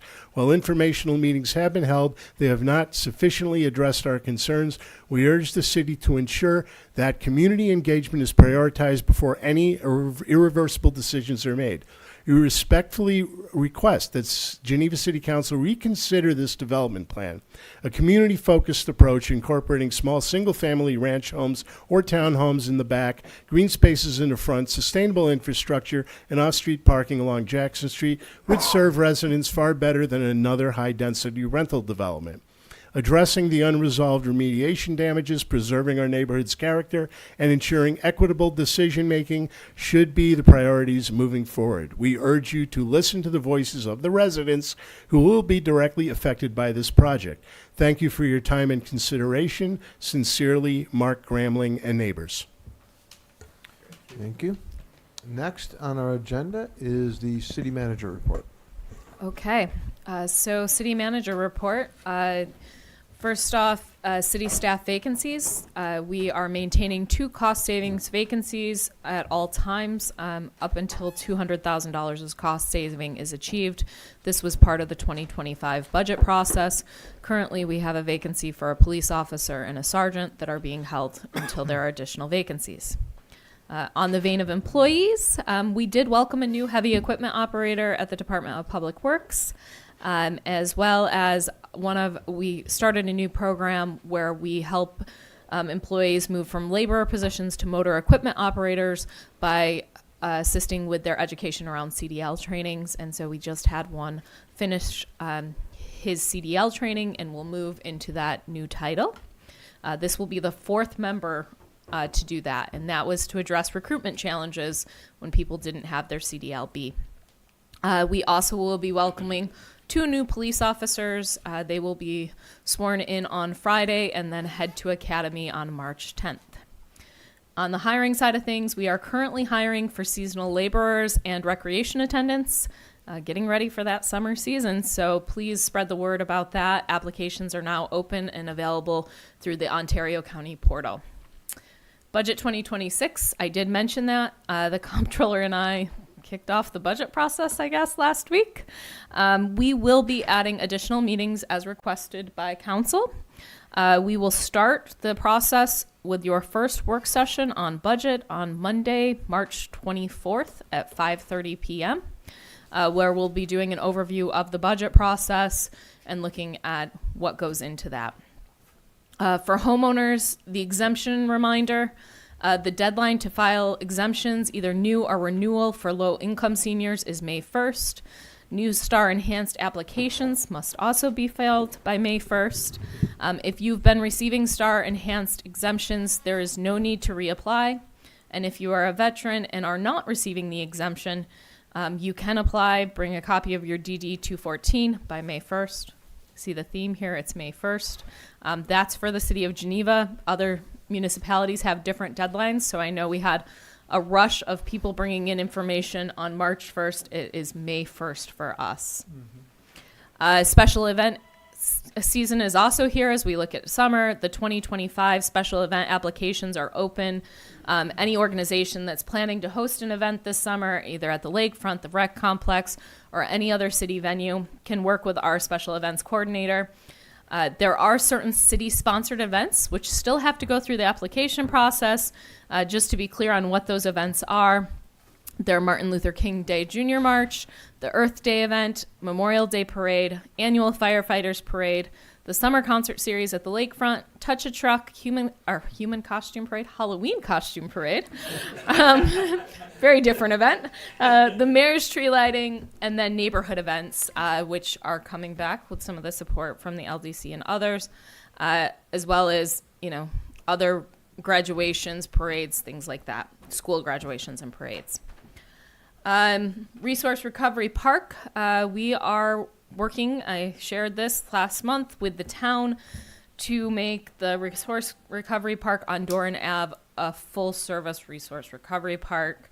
In addition to food scraps and debris, which are currently accepted, we'll be able to take on recycling and waste. We're working on that with the goal of launching that at the end of April. Mailers will be sent to residents about that. And then just a couple more things. Community conversations. We will be kicking off community conversations with the city manager and a department on a monthly basis. Times will vary, locations will vary, so that we can meet with different groups of people. This will kick off on March 12th. I will be joined with the fire chief at 3:45 p.m. at the Welcome Center. People can drop in between 3:45 and 6 p.m. to have an opportunity to ask questions or learn more about city government.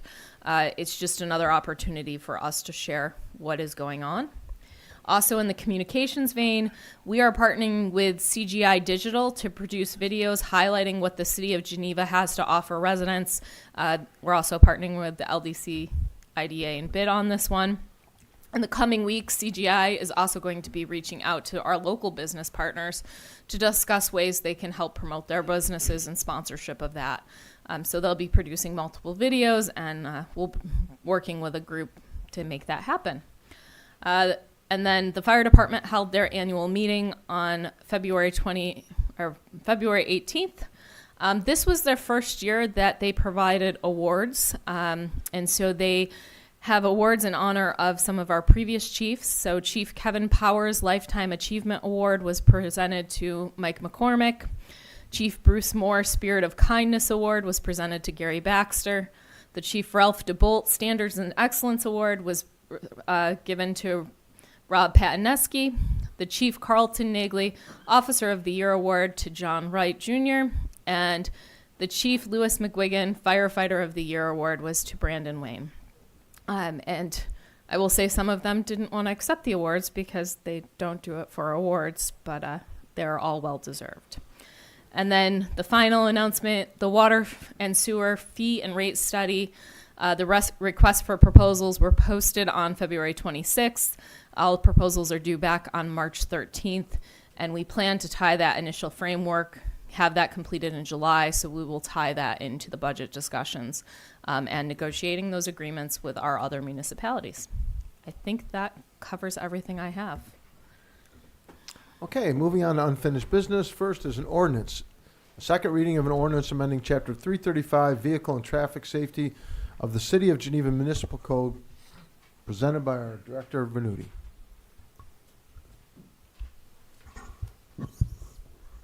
Thank you, Mayor. Yes, second reading, this was discussed last month, amendments to Code 335-17, our parking ordinance. There are several locations in the city, East North Street, High Street, Washington Street, where residents and businesses had some concerns. So what's in front of you is to make some amendments to limit and restrict parking in these areas. I need a motion. So moved. Councilor Peeler, seconded by Councilor Petropoulos. Discussion. Councilor Morocco. Actually, that was going to be part of my report for council report. On the North Street parking and East North Street parking on the south side, no parking between Wadsworth Street and 150 foot east of Marsh Creek Street. I paced that off. That comes to about the address of 50 East Avenue, or East North Street, excuse me. The sidewalk goes right to the curb there, so it's going to be hard to be putting in like no parking signs there.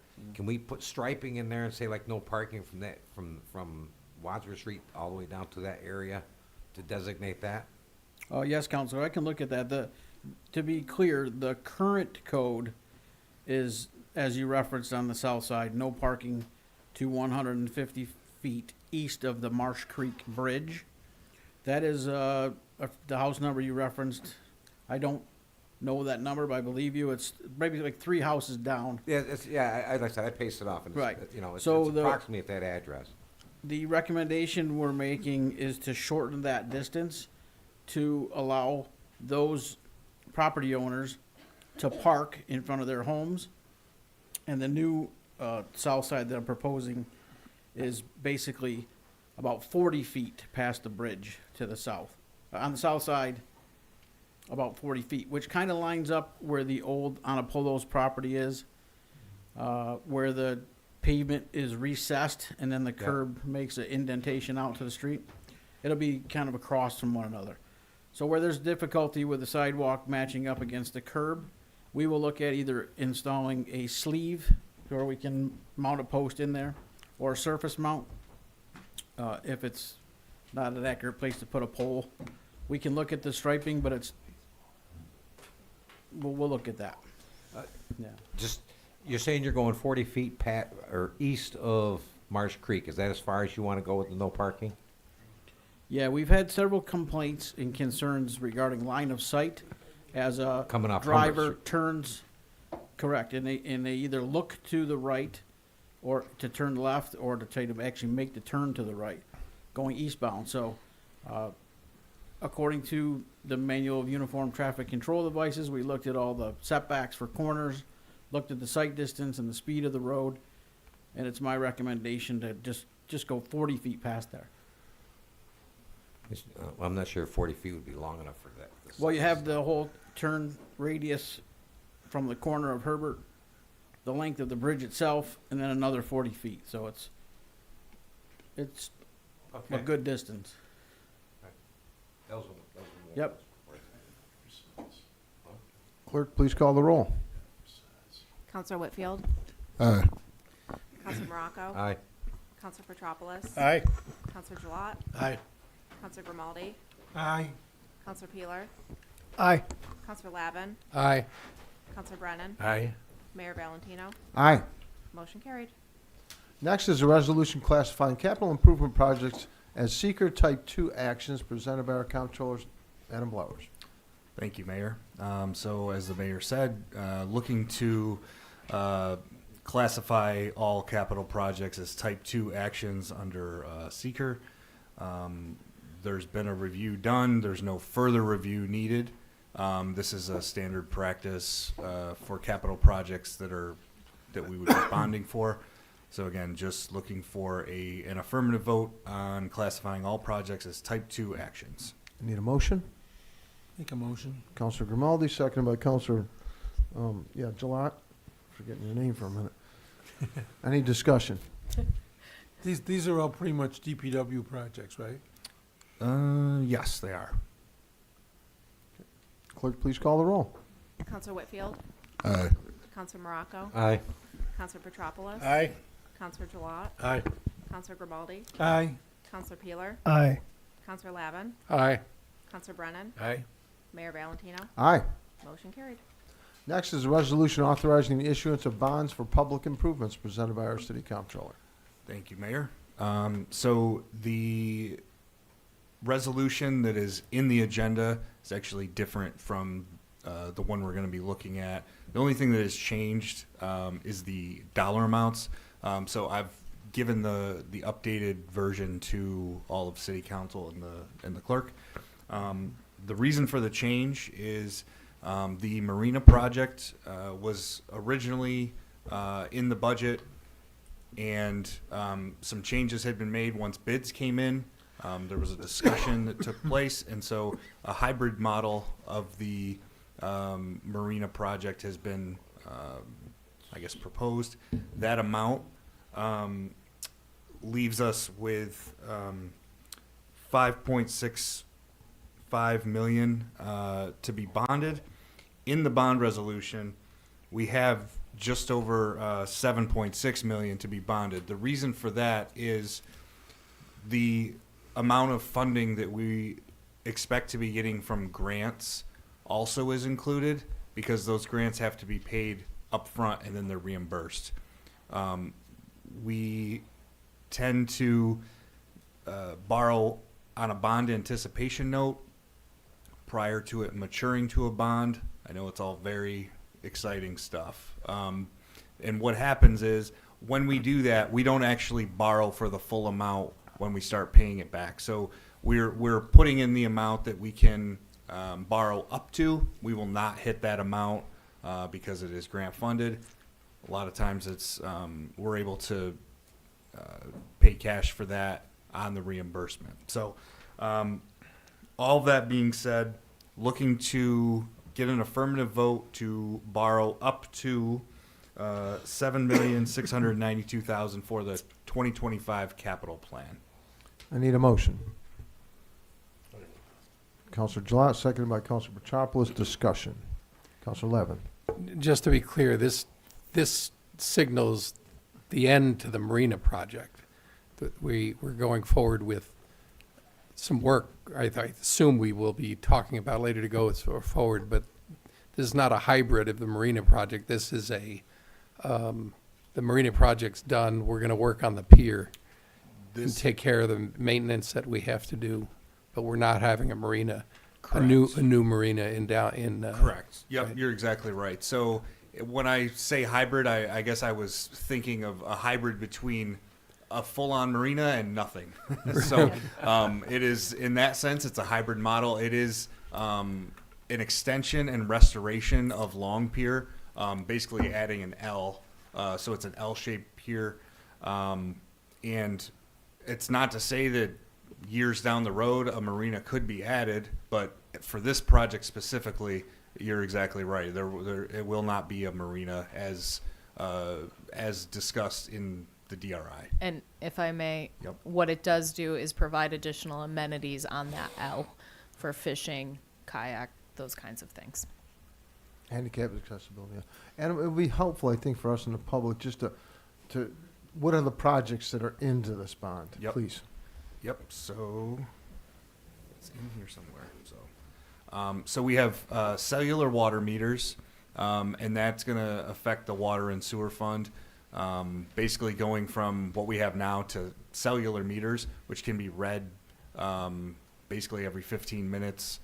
There's apps that are included in that. A lot better data than we have now. Another project is Middle Street Bridge replacement.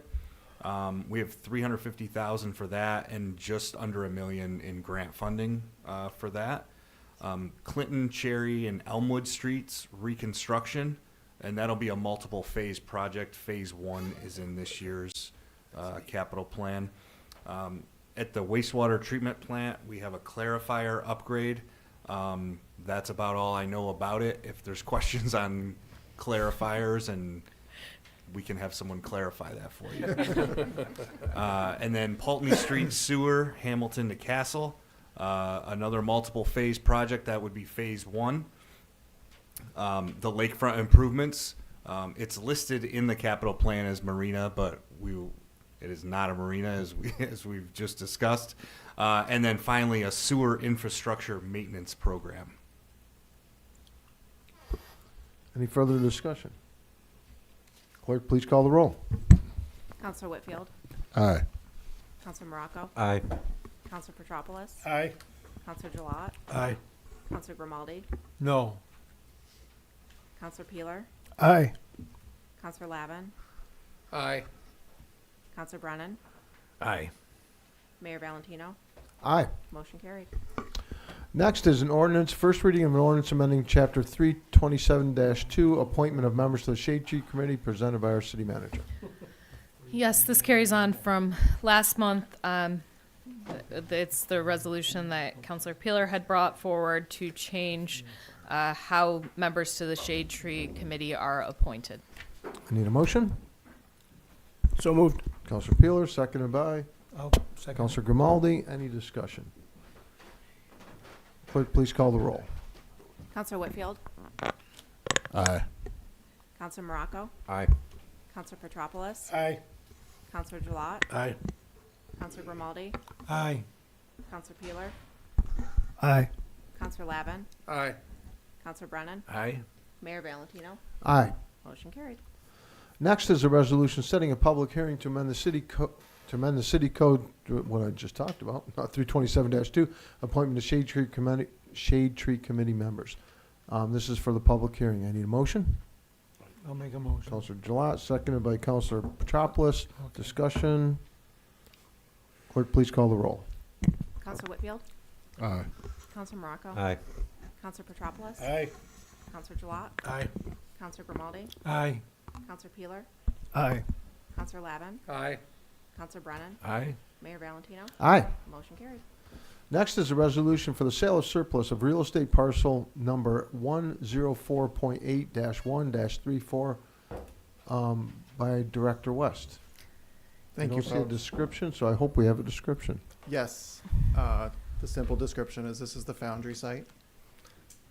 As you can see in the briefing, this resolution would approve the start of the sale process to home leasing. Home leasing through the city's property acquisition and disposition policy and process made an offer of $70,000 for that parcel. Those offers are reviewed quarterly by that committee. That committee recommended that council approve sale of that parcel to this company. It's a well-respected company. I would say one of the better developers in upstate New York. And, sorry, I scrolled on down. This would be the start of the process. So an additional approval would be needed for doing environmental review once a project is in place. They haven't designed a project yet, so this would allow the developer to have the assurance that they can buy the parcel, that they would spend the money to start community meetings, bring something to the planning board, go through the site plan review process, and do environmental review in combination with the planning board and city council, since city council would be party to that sale since it's city-owned land. I need a motion. Motion to table? You can't table till it's on the floor. Oh, my apologies. We have to get it on the Okay, floor I'll- first. okay. Counselor Lavin, I'll make second, it. seconded by I'll do it second. Counselor Grimaldi. If you go right to table, it kills discussion. I don't mean to stand in the way of discussion, but I think we need more information about this. It was only presented to us 2 days ago. Motion to table. Need a second for the motion to table. I'll second his motion. Counselor Grimaldi. Let's get a vote. No discussion allowed, so clerk, please call the roll on tabling this resolution. Counselor Whitfield, Nay. Counselor Morocco, Aye. Counselor Petropoulos, Aye. Counselor Gilat, Nay. Counselor Grimaldi, Aye. Counselor Peeler, Aye. Counselor Counselor Lavin, No. Counselor Brennan, Nay. Mayor Valentino, Nay. motion defeated. Okay, now we're back on the resolution for discussion. Any discussion? It has been a short time. Coun- Oh, sorry. Hold Raise up, my Counselor hand. Gilat first, and then we'll come back to you, Counselor Grimaldi. I think some of the issues or questions, as you know, we discussed last night. We're getting maybe some pushback from residents, obviously. But it seemed to me, if I understand this, and this is one of the reasons why I decided not to table. It seems to me that we still have control over what happens on that site, even though we give the initial approval to move forward, so they can come back with set plans. They can meet with community members to discuss what they're gonna do. They have to go through planning board and zoning board yet. My illusional, or does that work that way? So there would still be some control for the city. You wouldn't be able to just say, no, we don't like it. The project is allowed by zoning, right? The council adopted zoning. So, and I want to be clear, there isn't a specific project designed yet. There's an idea. This company would like to buy the parcel from us. They would like to enter into being under contract. We could have provisions in that contract, as laid out in this resolution, that it has to get planning board approval. It has to pass environmental review and be approved. It has to have site plan review approved. It would be meaningless to enter into a sale contract with just a total, if we don't like it, no, provision. That wouldn't give them the ability to act with any certainty to spend money on the design. So this would be saying, we're gonna sell you the property, assuming you can get through the planning board. And then the control that the city has is in the planning board process, the site plan review process.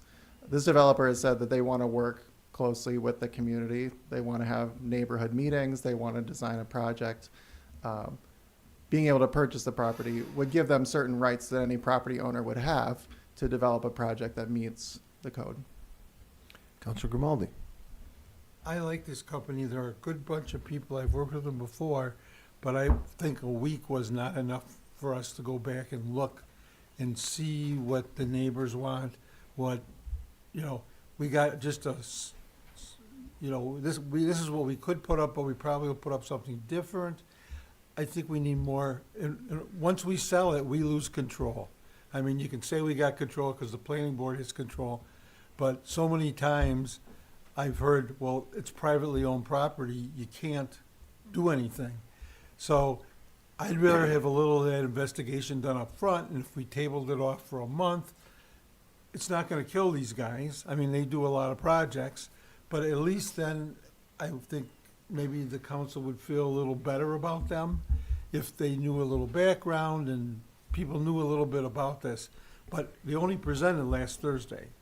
So that was the first time we saw what they wanted, what they were thinking, and that was pretty quick.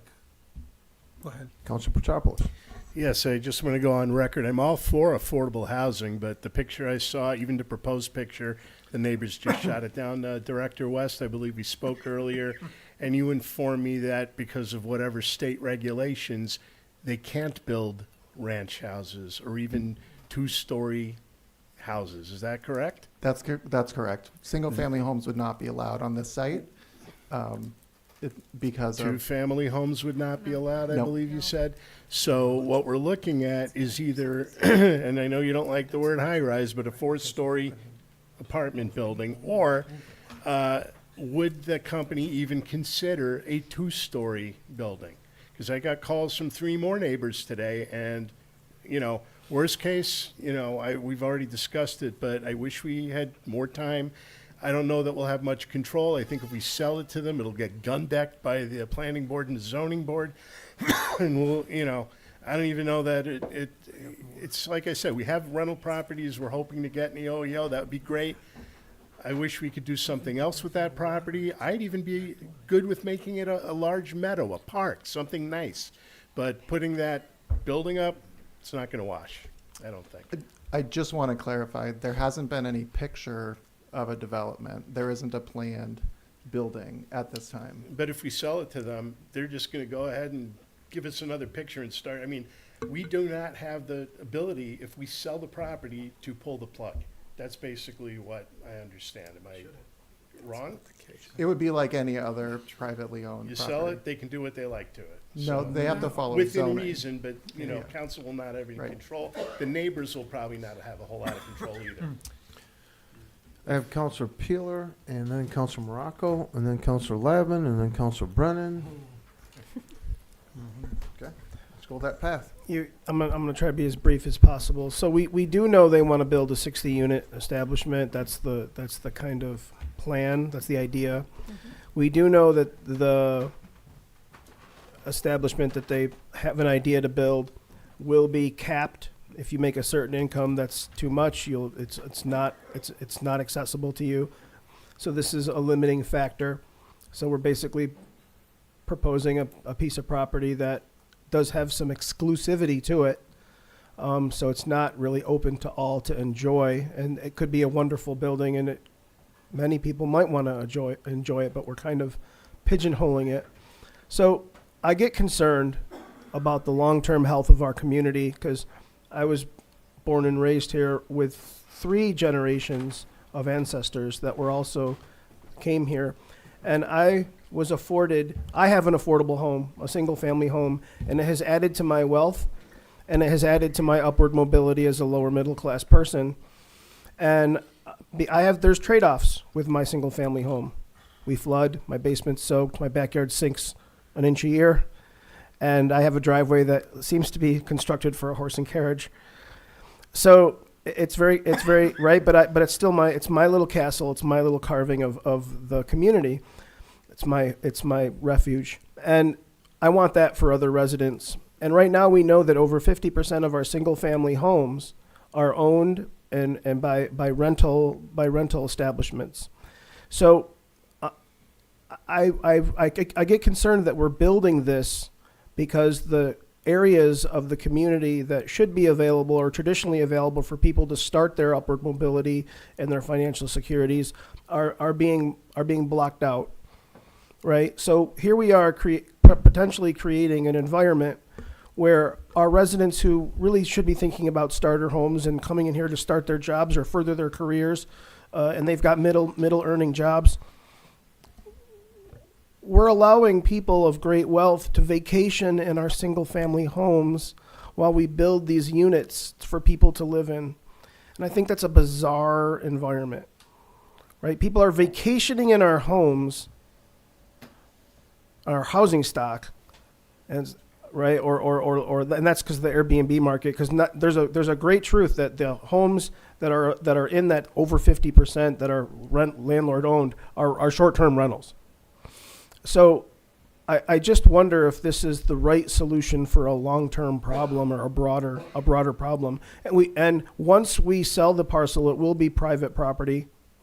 And I believe that those people should be able to do what they want within the law, within the zoning, within the planning board. That's their privilege of buying a piece of property.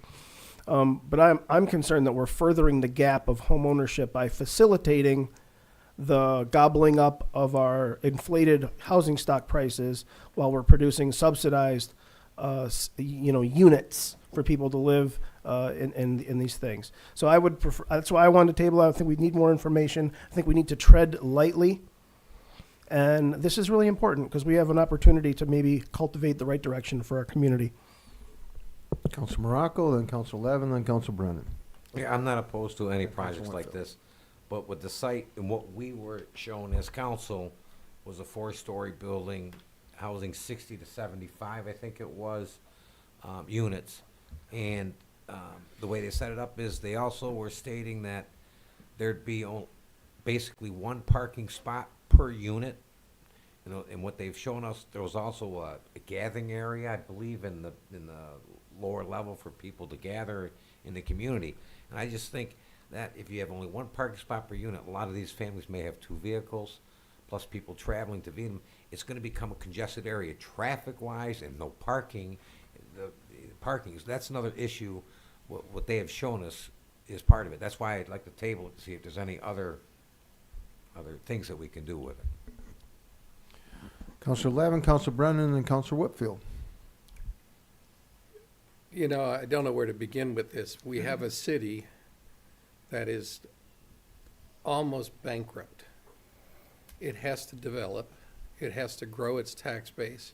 It has to improve its housing stock to take care of people. We have a gold standard project company that's filling in the inner loop of Rochester as we speak. They're working all over the state. They're respected. They do great work. And we sit back like we're back in the 1950s saying that the future of this city needs to look like the past when the economics do not begin to do it. We did that with the zoning plan out in the west side of this, in the south side of the city, where we did not respect the fact that people aren't buying 2-acre land lots anymore and putting up houses. We are standing in our way. If you look at the development that's happened in this community over the last 10 years, and I don't mean the city development, but in the general community, you had houses, accessible and subsidized housing out on Carter Road that's been done up in the town. The town is doing a better job than the city. We have the old decrepit housing that's falling down, houses that are being abandoned because of our taxes. And we get a gold standard project, and we hear from a few neighbors that, and frankly, neighbors in a neighborhood that is desperately under standards itself right now as it is. If we can't do this project, we might as well phone it in and just say, wait, look, we're not open for business. We want to live like we're in the Andy Mayberry days, and we don't care if your kid gets out of high school or college and can't live in Geneva. That's where we are. These are facts. These are not opinions. This is where we are. And so bow to a few people on a pretty decrepit side street as it is, because they're there, and say a new development in a new way. All over America, the city of villages are growing up. They're growing up on transportation places in areas of concentrated people, just like this lot in downtown, where hundreds of people used to live before we let the buildings fall down. And we're going back to some kind of antiquated view of what the future of the city could be. And yes, we are letting rich people do Airbnbs. You voted for it. And now you're turning around and saying, you we speaking can. to me? Yes, you voted for the Airbnb. Oh, I'm sorry. Order. Order. Let's Sure. stick to the issue, please. That's fine. That's the issue. He brought it up. It's that we're letting the I'm rich sorry. people live Let's here. be positive and move Yeah. forward. So, I just think this would be just another demonstration of a city that can't get out of its own way. Sorry. Council Brennan and Council Whitfield. I'd like to see Well, I'm all for this project. I think it's lovely.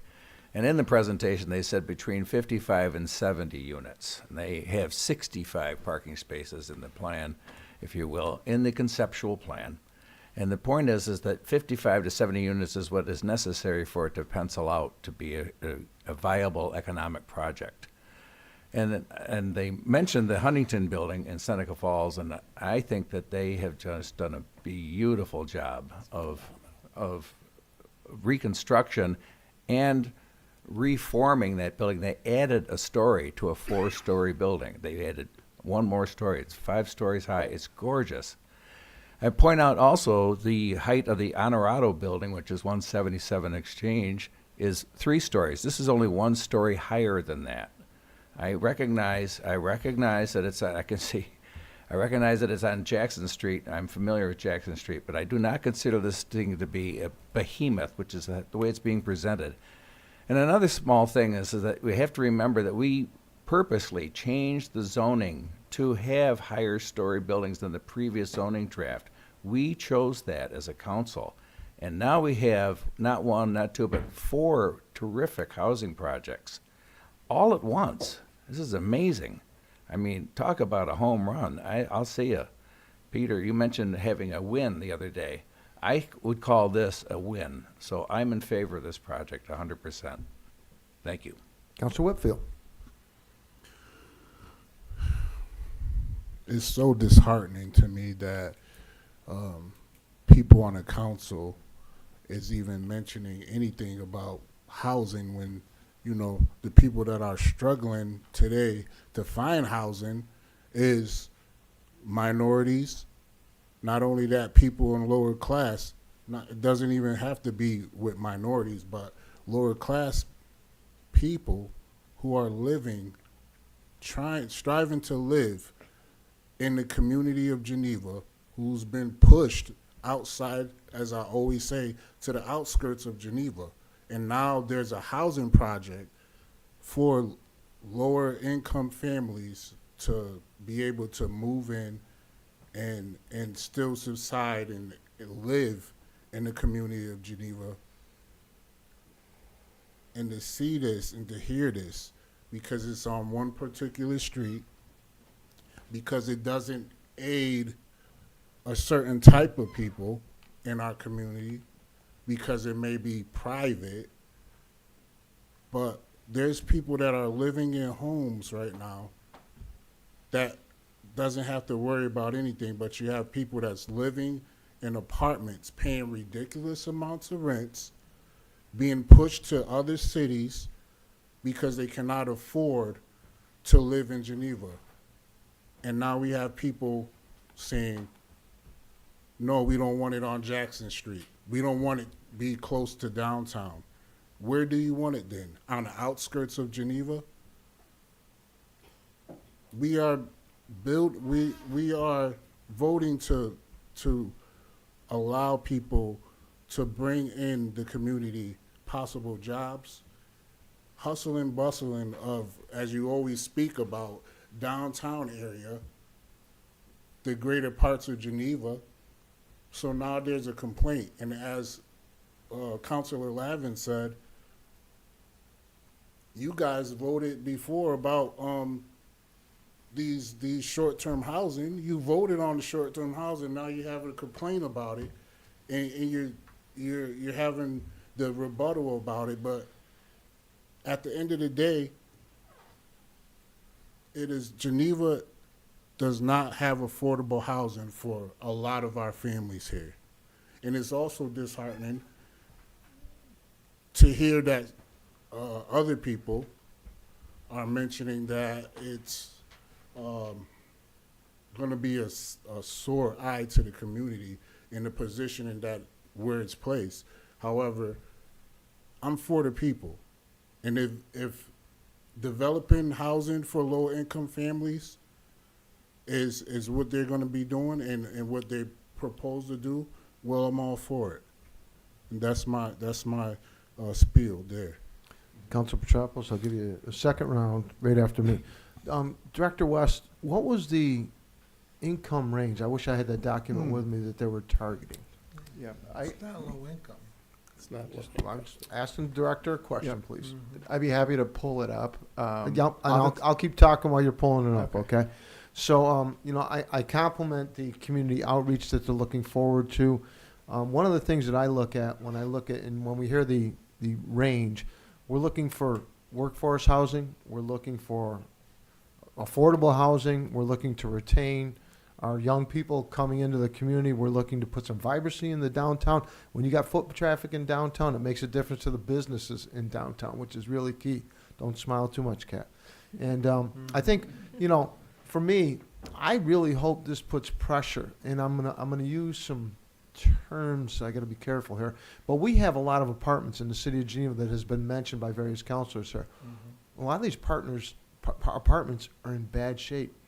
We have landlords who are taking advantage of tenants or not reinvesting in the properties, and I really hope that not just this resolution, but the following resolutions provide that type of affordable housing, workforce housing, that sends a signal to those landlords that aren't taking care of their properties, that are providing high rents with very poor value. So my focus was I would really like to kind of change that whole momentum, and my hope is that these 4 resolutions that we're talking about tonight are the initial steps and maybe that home run we're looking for. Are you there? I'm there.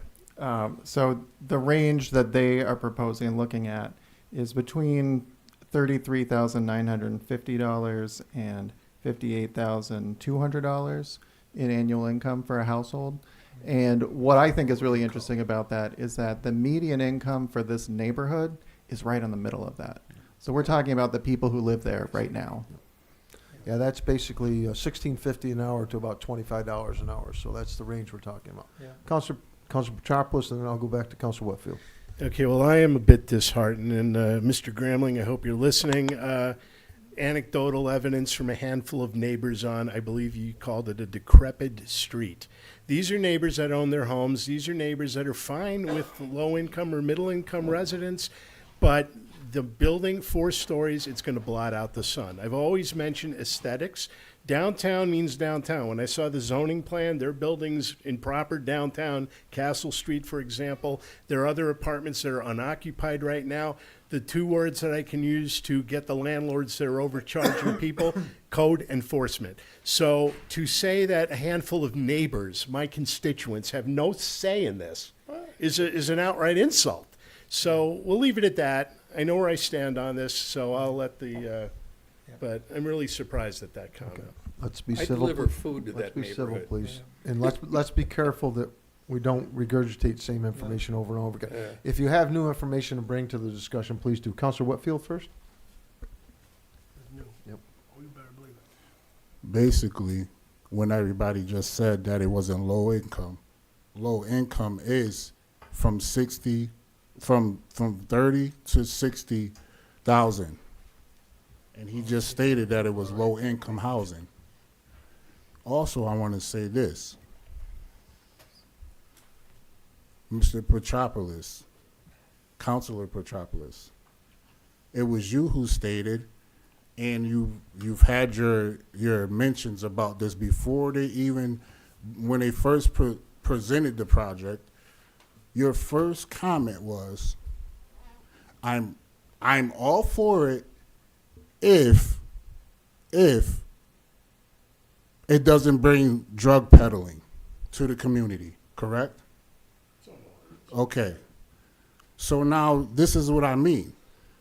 And even him saying that, it automatically, when someone just presents that alone, stating that it's going to be drug peddling because it's low income, is an insult. Because drug peddling could be in any community, in Geneva, anywhere. And quite frankly, if you want to be honest, a lot of times the drug peddling is getting away in broader communities because no one's batting an eye to look over there. They're going to look in the lower income communities. So when you speak and you're stating that you're all for what your constituent said, let's talk about it and put it on the table, what you said before. You said you're all for it unless if it doesn't pertain to drug peddling. But now today you're saying that you're not with it. Okay, let's slow down with the hearsay, or the he said, she said. I have Counselor Peeler, I have Counselor Morocco, I have Counselor Grimaldi, but I would like to bring this to a vote, so let's. Yeah, I agree. Okay. So, I approved originally the sale of this property. I want to see this property sold. Now, I know the spirit of changing the zoning that we did was when we kind of activated mixed use high density, that was because I think we all wanted to see mixed use high density. So this is not a mixed use project. This is a single use project. So I just want to see that which we cultivated grow, and this isn't exactly that, and I'm still going to approve the property for sale and to move it forward. But I hope the project evolves. Counselor Morocco and then Counselor Grimaldi, and then I'd like to go to vote. Again, like I said, I'm not against a project like this or anything like this, but we were given one visual of what they intended to do in a short period of time, and there's a lot of questions that need to be answered. And it's not that we're against anything like that, it's just that, is there any other options? Because I believe we need housing like this, but I also think there's, like I said, repeated before, there's congestion. I think there's going to be traffic congestion, parking issues, congestions that tighten up that place. And we weren't given ample amount of time or other options available for this site. That's all. Counselor Grimaldi? More information. City of Geneva's rounded number, 60% exempt. Of the 40% left, 52% is rental units. And that was before the Airbnbs came in. I like the project. I like to know exactly what it is before we sell it. Not knowing, once we sell it, all of a sudden it could become something totally different.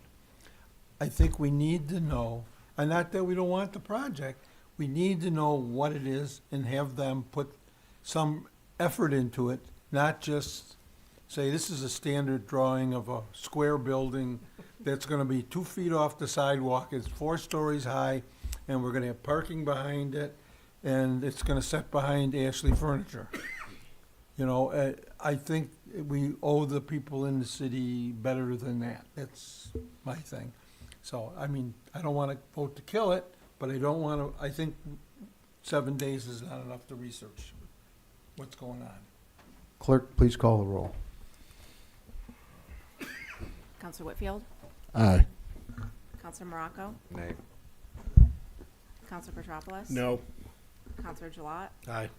Counselor Grimaldi? No. Counselor Peeler? Aye. Counselor Lavin? Aye. Counselor Brennan? Aye. Mayor Valentino? Aye. Motion carried. Next is a resolution for the sale of surplus real estate parcel number 104.8-3-23 Middle Street in Hallenbeck, presented by Director West, and a note that Mr. Cook is in the audience in case there's any questions. Thank you. This next parcel is on the corner of Middle Street in Hallenbeck. The proposal is that they would build 4 single-family for-sale homes. They have offered $10,000 to purchase that site. This is Cook Properties. They've done other projects in the area. I think this is a project that could move very quickly. It's unsubsidized but low cost for sale housing. Again, similar to the last, we would be approving a contract to sell. We would still need to go through environmental review in concert with the planning board. This would be subject to approval of a subdivision and approval of site plan. Well, maybe not approval of site plans for single-family homes, but approval of subdivision for the development. I need a motion. I'll make a motion. Counselor Grimaldi, seconded by Counselor Morocco. Discussion. So what kind of review has to be on this property, Dave?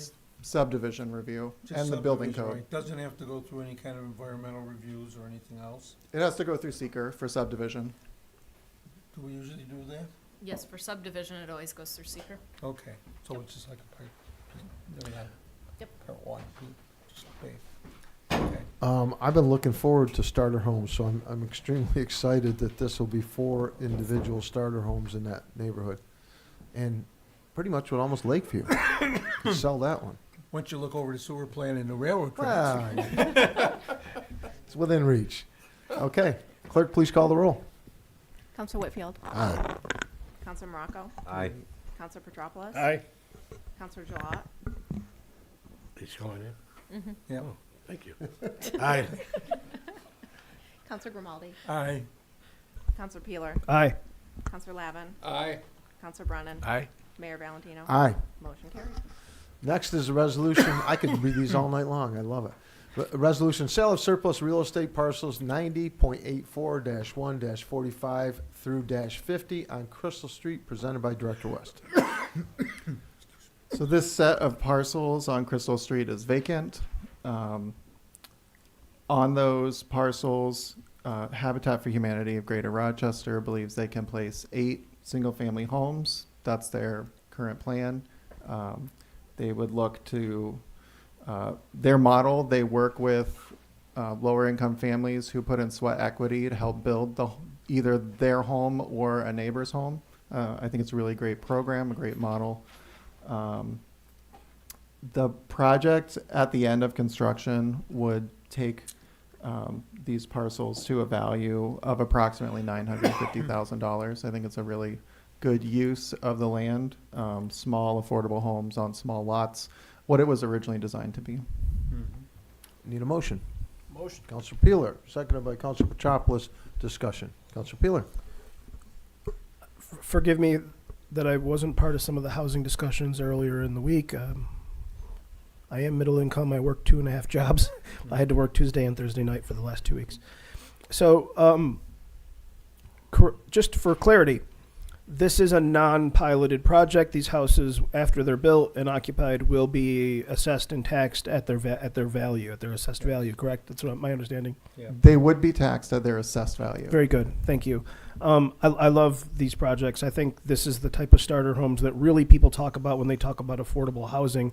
Affordable housing to me means affordable houses as well as affordable apartment buildings. So this is a good project. We've got a good track record with Habitat. So thank you for doing this. Counselor Morocco. Oh, I thought you had your hand. Okay. A Counselor little bit Grimaldi? about Habitat. It's people build housing, but they also hold the mortgage. So these people do not have bank mortgages. Normally, they're charging, if they charge interest at all, it's little interest. So someone who is pretty just starting out can get into one of these houses, and we have in the city built these before. And in fact, we have one that's 5 bedrooms because they had too many kids to fit into the normal 3-bedroom house. So, you know, they've always done a good job for us. They are attached, well, at least they used to be attached with HEP. So HEP supplied them with top-notch stuff. And they always build above what the basic builder would build. So, I mean, and they pay taxes. That's the biggest kicker, is they pay taxes at least, so, which is what the other ones we just passed are the same way. So, I'm done. Counselor Petropoulos. Yeah, I just want to say Habitat's good folks. I worked with them in New York City. They do a good job, so I'm certainly for this project. Director West, there's somewhere down the road, I know we've talked about possible potential property tax that we would be receiving. If we could see some projected numbers somewhere on a nice condensed Excel sheet, that would be great. Okay, clerk, please call the roll. Counselor Whitfield. Aye. Counselor Morocco. Aye. Counselor Petropoulos. Aye. Counselor Gilat. Aye. Counselor Grimaldi. Aye. Counselor Peeler. Aye. Counselor Lavin. Aye. Counselor Brennan. Aye. Mayor Valentino. Aye. Motion carried. Next is a resolution conferring preferred development status for the OEO site by Director West. Great. So this is 595 South Exchange Street. We're all familiar with it as the OEO site downtown. We put out an RFQ, a request for qualifications from development teams. The RFQ told the development community that we are looking to fill in this hole in downtown, that we wanted a team that would work with the city in a collaborative process to come up with both the project and the deal structure. The team that came forward, I don't have the list of the names of each of the groups right in front of me. I think it's a good team. It involves some members that have spent a lot of time looking at this parcel under previous development proposals. And what would happen with the preferred developer status is that we would have, starting with a 2-year term, a chance to work with this developer to come up with a deal structure where we're going to figure out what the project can pay for the parcel based on the economics of what we want to see there, and hopefully move forward aggressively towards having a project. I need a motion. I'll make a motion. Counselor Lavin, seconded by Counselor Brennan. Discussion. Counselor Morocco. Are there going to be any initial costs to the city of Geneva to get this project started? Just the legal costs of setting up contracts. I'm going to jump in there, David. The other cost will be staff time on this entire project. And so we talked about that. This is a shared development. And so it will be a focus for the coming year, which we had planned for, but I just want to make that very clear as far as staff capacity. That will be a big resource for this. Almost like a partnership type? Yes, we'll be partnering with them. We've discussed having team meetings regularly and assigning someone from council to be a part of that as well. But it's going to be labor intensive, but that was purposely done and why we went for an RFQ, because it is kind of that big hole right in the downtown, and we want to make sure that we get this right and that we move this forward, because some of you have seen this come up many, many times before with many different ideas. We want to get it to completion, and that's why we went this way. It's an impressive group of developers. Oh, yeah. I'm trying not to get too excited because it's close to Don't get 30 too years, excited. 30 years that I know of that we've talked about this site, and it's, guess what? It's got Lakeview too. Yeah, Yeah. right. Bathrooms right across the hall if you get too excited. Yeah. Councilor Petropoulos. Just want to say this location is the perfect place for individual, low to middle income units. It's going to be the same number of units, but it's going to fit. And my only concern there, and the developers answered that to my satisfaction, is that it'll aesthetically fit in with the rest of the downtown area, which I'm all for. So, all the businesses I've mentioned, they want more people down there. So that's the difference between the two projects. Anyway, thank you. Councilor Grimaldi. Dave, okay. I'm not real familiar with preferred developer. If we get halfway or 3/4 of the way through here, and they've now gyrated this project 4 or 5 times and it's starting to look bad, do we have the right to pull the plug? Is the biggest thing, because we know they're gonna want an IDA, not, deal with IDA and not pay any taxes. And I've worked with these guys before, and we go through gyration after gyration after gyration, and, the one I'm working with them with right now, they've been 2 or 3 years in, and it's gone through 4 different revisions, 4 different ways of doing it. They're great developers, they do a good job when they put it up, but man, it's been a headache and a half. And I think that if they can develop that site, I got no problem with that. But if we start out with this nice-looking building, we end up with a piece of flat concrete with some windows in it, I won't be happy. And, I'm just saying, when you have past experience with some and it's not all this company, it's only 3 parts of the 4. And I'm hoping the guy from Pennsylvania makes them do what's right.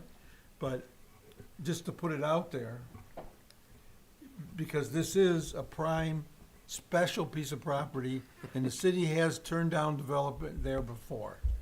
And we've also gone, not this way, but similar, with developers where they got into it, and then all of a sudden, you know, we spent a whole slew of staff's time, and, you know, 2 years in, all of a sudden, they decide, well, we can't make the money we wanna make, and they just walk away from us. And here we are holding the bag with 500-600 hours of staff time in it. So I just wanted to make sure we don't get in there and all of a sudden, we gotta do whatever they say. Am I sounding weird? Yeah, I so sound weird to me. maybe I can explain a little more deeply. The part of the agreement would be a 2-year option to buy with a 2-year extension available at the end of that, Yeah, as 'cause long it's as gonna things are take them moving 4 forward. years. So what that means is we can't sell to anyone else during that time. We can't work with them and say, So we it's like kind of an like what you're option. doing, but we'll sell it. Someone else will pay us a little bit more. We'll sell it to them. Okay. I have no problem with an option. None of this exempts them from all of the same processes that we have anywhere else. So because this is downtown, it's in the traditional urban design overlay. There's additional requirements for how the building looks. There's a lot of requirements in our current zoning. I encourage everyone to look through those and how they work. Because there's things that say, for example, you can't have an all-flat building. You have to have, No. you know, That's why- it broken down into pieces. And parking there is gonna be difficult. They know Unless they that. use our lots. They've looked at They underneath. know that. I know it, but I just wanted to put it out there. Because, like I said, it Yeah. can change. This, And all of a Dave, sudden this they one, wanna we don't park give right up the across the ownership street. and engagement the way we do with this other one. Correct. Right, you drive the ship right up to probably the first stick going in the ground, including an approval from this board of how the place looks. Yeah. So, Right. you know, we live in a capitalist world and we don't have magic wands. So we can't make them do something that doesn't make money. Their job is to work with us to do as much of what we want while also being the voice of reality that says, this is how much this costs. This is what we can do within this budget. This is the project that can be financially feasible. We'll work together. You know, we're not going to give them a crazy windfall. We'll be open with the documents so that we understand they're getting a reasonable profit. You know, it's a for-profit company. This is a for-profit development. And we're going to understand the ins and outs of that so we can come to a deal that gets us as much as what we want as we can, and also makes a project that they can finance, that they can develop and make money on. We can exclude Airbnbs from the building. Sure. Clerk, please call the roll. Counselor Whitfield? Aye. Counselor Morocco? Aye. Counselor Petropoulos? Aye. Counselor Gilat? Aye. Counselor Grimaldi? Aye. Counselor Peeler? Aye. Counselor Lavin? Aye. Counselor Brennan? Aye. Mayor Valentino? Aye. Motion carried. Next, we're moving on to new business. We have a resolution authorizing appointment of a city attorney presented by City Manager Hendricks. And David, that doesn't mean you're going anywhere. All right. So this is an appointment of our city attorney who is switching legal firms. And so this just confirms that we're going to continue with their services, just under a different name. Need a motion? So moved. Counselor Peeler, second by Counselor Brennan. Discussion. Clerk, please call the roll. Counselor Whitfield? Aye. Counselor Morocco? Aye. Counselor Petropoulos? Aye. Counselor Gilat? Aye. Counselor Grimaldi? Aye. Counselor Peeler? Aye. Counselor Lavin? Aye. Counselor Brennan? Aye. Mayor Valentino? Aye. Motion carried. Next is a resolution adopting use of public funds for employee reward and recognition presented by our city manager. Yes, so this continues a series of procedures turned policies. How we currently operate, there is limitations on what you can use municipal funds for, including you cannot use municipal funds in a lot of ways to recognize your employees or reward your employees, which is a challenge. And so this just outlines where you can recognize them using municipal funds and where you cannot. Need a motion? I'll make a motion. Counselor Grimaldi, seconded by Counselor Gilat. Discussion. Clerk, please. No, I just have a question. Yep. So this isn't that we're taking public funds and putting it in. It's so that, well, it used to be the department heads would throw a party for their staff. You can't do that. Now you, this comes in under this. Right. It's more of a rule than it is a, There goes your party. Yep. I know, it's not where you, the city isn't dishing out money. No. You know, when I first looked at it, I said, well, you know, No. It would be. I like Adam, we're gonna give him a reward of, $52,000 this year. No party. But no party. No. So what this does is it says there's limited ways that you can recognize employees. Any of those ways that we would recognize employees would be allocated through the traditional budget process. Okay. But one of the things you can't do to recognize your employees is to provide food and have a party. That is not an allowable use of municipal funds. Give us an example of what you would. It's very limited. It's very limited. Pin, a button. Yeah. You can do limited tokens of appreciation. So for it's in the policy in your packet, which I don't have up. But A water bottle. Yeah, there's a magnet in your mailbox blower. yeah, it's very limited on what you can do.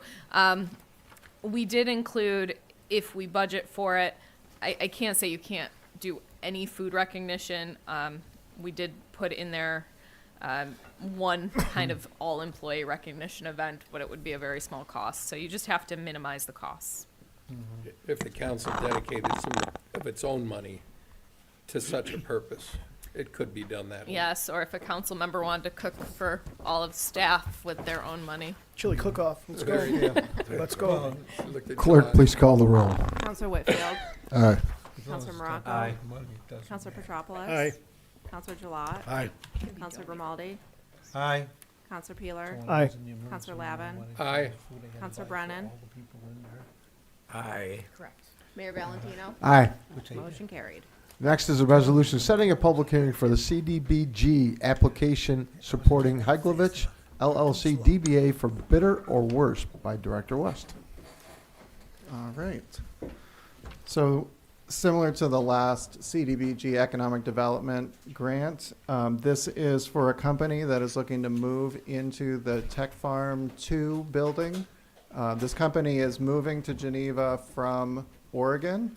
They were winners of the Grow New York Award, which is an award to encourage the growth of food-based companies in New York State. They've worked with Cornell a lot, and that's the reason that they want to be here. They are seeking funds from the state, which is ultimately federal funds. They're looking for $100,000.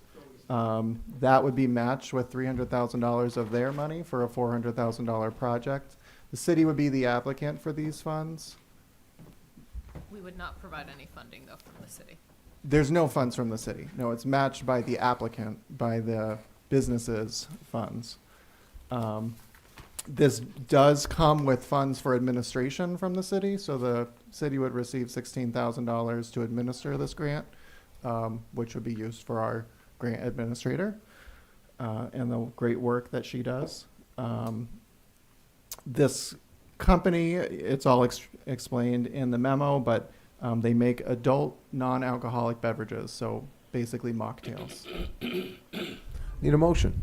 So moved. Counselor Peeler, seconded by Counselor Petropoulos. Discussion. Counselor Peeler. This looks really interesting. Thanks. The memo's brief but descriptive. It looks like I share a little bit in common with For Bitter or For Worse. I'm also currently looking for $100,000. Counselor Morocco. Whereabouts are they looking to locate on this? They would be in the Tech Farm 2 building. The new building. That brand new big blue building. Okay, clerk, please call the roll. Counselor Whitfield. Aye. Counselor Morocco. Aye. Counselor Petropoulos. Aye. Counselor Gilat. Aye. Counselor Grimaldi. Aye. Counselor Peeler. Aye. Counselor Lavin. Aye. Counselor Brennan. Aye. Mayor Valentino. Aye. Motion carried. And a resolution you can't see right now, but it was added to the agenda. It's a resolution that's ratifying a agreement between the laborers unit number 7852-02 presented by our city manager. Yes, so this is a resolution that I am glad to bring forward to you.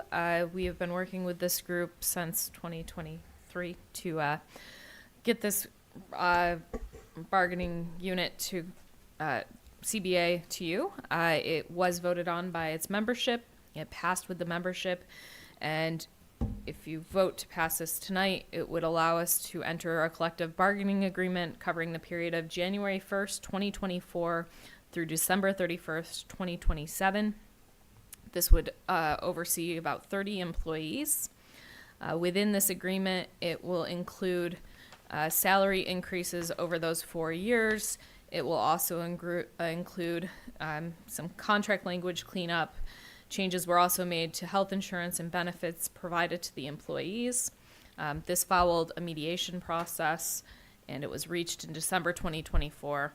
It took to the vote this year in February, and I'm excited to finally have this come before you after a lot of work on behalf of the employees in this unit and on behalf of the city's negotiation team. I will just say on the resolution, the title is incorrect, so we'll have to update that. Copy and paste, it has another unit's name on it. It should say laborers, Geneva Public Workers Employees Unit 7852-02. Need a motion? So moved. Councilor Gillette, seconded by Councilor Peeler. Discussion? Councilor Peeler. I just want to thank staff for coming to this agreement with a lot of meetings. It's also made me contemplate maybe there'd be a benefit in including a counselor liaison in some of these meetings, and that counselor liaison can then come into the sessions that we sat in, the executive sessions that were associated. I think it's really important that we don't forget that just a counselor as witness with oversight to share a perspective from that individual is really important to bring to those meetings. And I think it might even provide an opportunity so that these things don't drag out. So, because it might clear up some things. Right. Thank you very much. I support this. Big thanks to staff and to the laborers union for coming to this agreement and staying within the guidelines that council set for this negotiation. So Correct. appreciate it. Clerk, please call the vote. Counselor Whitfield? Aye. Counselor Morocco? Aye. Counselor Petropoulos? Aye. Counselor Gilat? Aye. Counselor Grimaldi? Aye. Counselor Peeler? Aye. Counselor Lavin? Aye. Counselor Brennan? Aye. Mayor Valentino? Aye. Motion carried. Next, I believe we have one appointment to boards and commissions. Yes, we do. I'd like to appoint Stephen Salmon to the Zoning Board of Appeals. Got a motion, second. Councilor Peeler, discussion. Clerk, please call the roll. Oh, I just want to. Oh, sorry. Wait. Just a point of order and a note to the all new board appointees. After you're contacted about your board assignment, please with vigor come take your oath. Yeah. Good reminder. Call the roll. Counselor Whitfield? Aye. Counselor Morocco? Aye. Counselor Petropoulos? Aye. Counselor Gilat? Aye. Counselor Grimaldi? Aye. Counselor Peeler? Aye. Counselor Lavin? Aye. Counselor Brennan? Aye. Mayor Valentino? Aye. Motion carried. Last agenda on the item is mayor and council reports. I'll start at my left with Councilor Whitfield.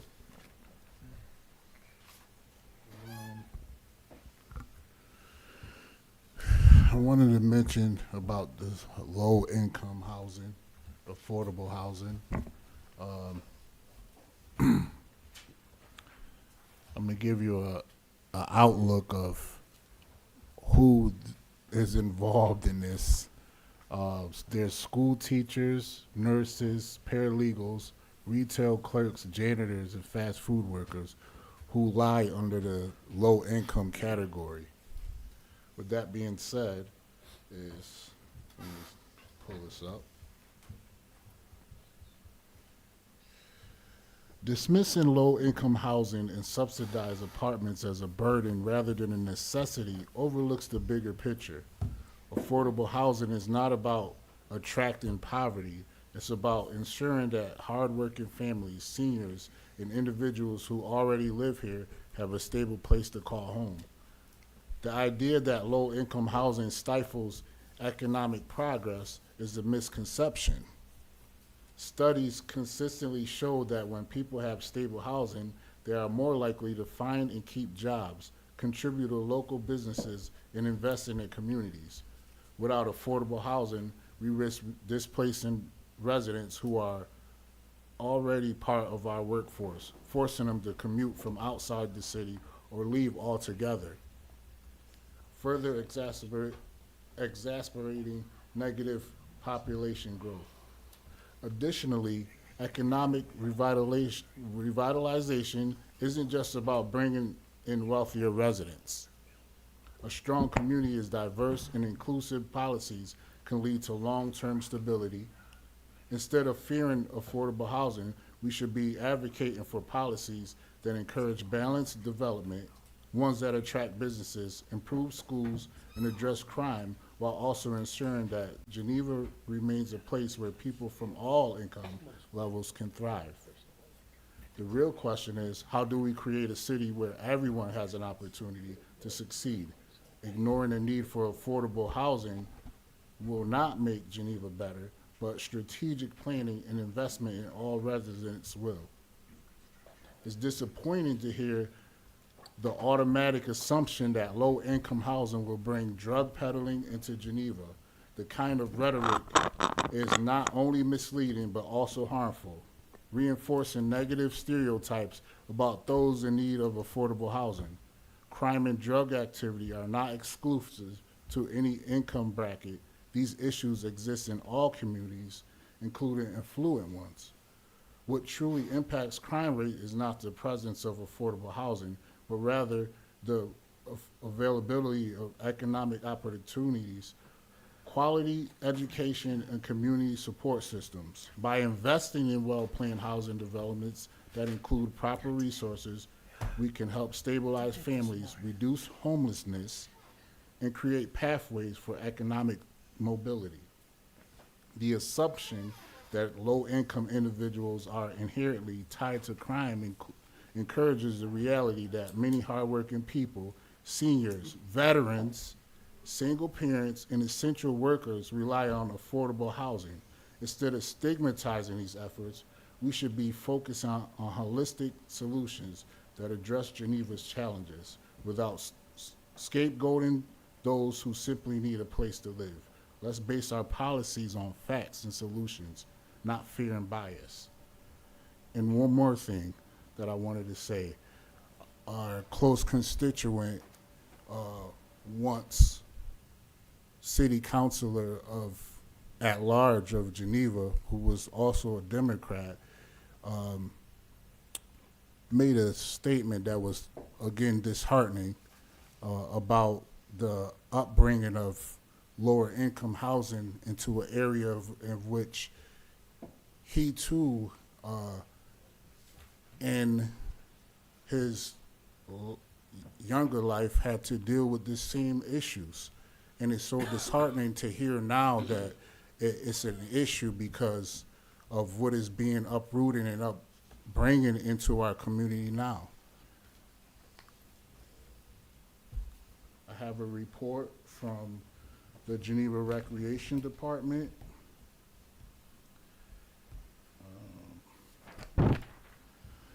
We are wrapping up our public skating season. We are hosting the NEHC College Hockey Conference tournament this weekend. Details and signups for youth soccer pursue. Annual egg hunt, spring break program recreation, and summer recreation can be found on the city recreation website. Thank you.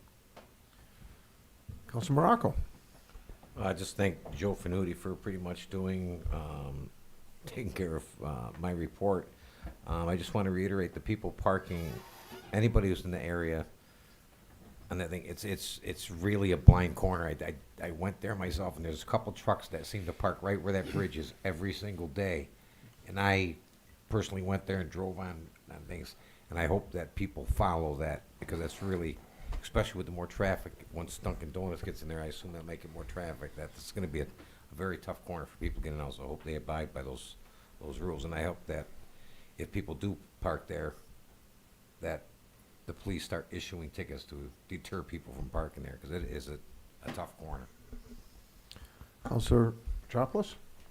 Well, first off, I'd like to give a big shout out to Craig Talmadge right here for coming to the meeting and all your enthusiasm. So I'll start with the LDC meeting today. They covered different ideas for fundraising and partnership. They mentioned the master plan for the tech farm, which is going up as we speak, and I believe For Better or Worse was one of those organizations. Catherine's not here right now, but they did ratify a partnership with BID, LDC and BID. And the last thing from the LDC meeting is the next neighbors meeting, the Bizzuto Center, I presume. It's going to be sometime in mid to late April. We'll keep you posted. Thank you to Supervisor Kennedy for coming down and staying the whole time. I appreciate it. We'll check out those links on the county website. As far as the ward report goes, the first thing, and Councilor Morocco was kind of in on it, I had a young couple who lives basically, they're on between Castle and south there. That big parking lot back there, they were having big issues during the blizzards. The signs were confusing. One of the guys got a ticket. He didn't know where to move his car to. So what I suggested to Director Venuti is that we need to make that lot a little easier to read, and we certainly need to put up signs, something telling the average citizen who just might have moved in and this is their first winter, where to sign up for alerts. So we got that taken care of, and I hope signs will be forthcoming at some point. The other issue we had from another constituent on South Main Street, trash and, believe it or not, public urination in yards by Hobart students. This is all caught on video. So what are the solutions? Well, obviously the GPD and HWS security need to get involved. She also asked about a trash bin. It turns out there is a trash bin literally across the street from her building on William and South Main. We just need to get through to the Hobart students, not to just throw trash, and certainly, go before you go. The OEO site, I'm glad we got that moving along. I really do want, places for like teachers and, healthcare workers. They need a place to live too. I totally agree with that. We need people downtown, and so I hope that works out. For those in the flood zones in Ward 5, the fire department does have, I won't call them inflatable, you actually fill them with water, but it's the equivalent of sandbags. I'm putting up a link that constituents, they're cheap, they're available on Amazon or any number of supply houses. So I'll let landlords know. They should be the ones purchasing these items. When all else fails, the fire department has a few, so if a citizen were to call, they might be able to come. They're pretty long. It could help, say Castle Creek behind Colt. But I'm going to make that information known. We have an upcoming town hall with Councilor Gillette and Councilor Morocco. April 5th, special guest will be Joe Venuti, Director of Public Works. That'll be at the Geneva Public Library Reading Room at 9:30 to 12:30. And finally, and this is kind of sad, but you might have seen the video already, Hernandez got hit again, Hernandez Grocery. The people involved, one of them is a known individual. They basically made off with a few dollars out of the employee tip jar. It was all caught on video. They've been identified. I'll follow up and see if anyone's been brought to justice or will be. It's just sad when local businesses get hit on by people that, we won't go there. But I do want to fight crime in any way I can. That's what we don't want downtown. We do want downtown to grow. We want diversity. We want business. We don't want crime. So that's all I have for Ward 5. Next. Councilor Gillette.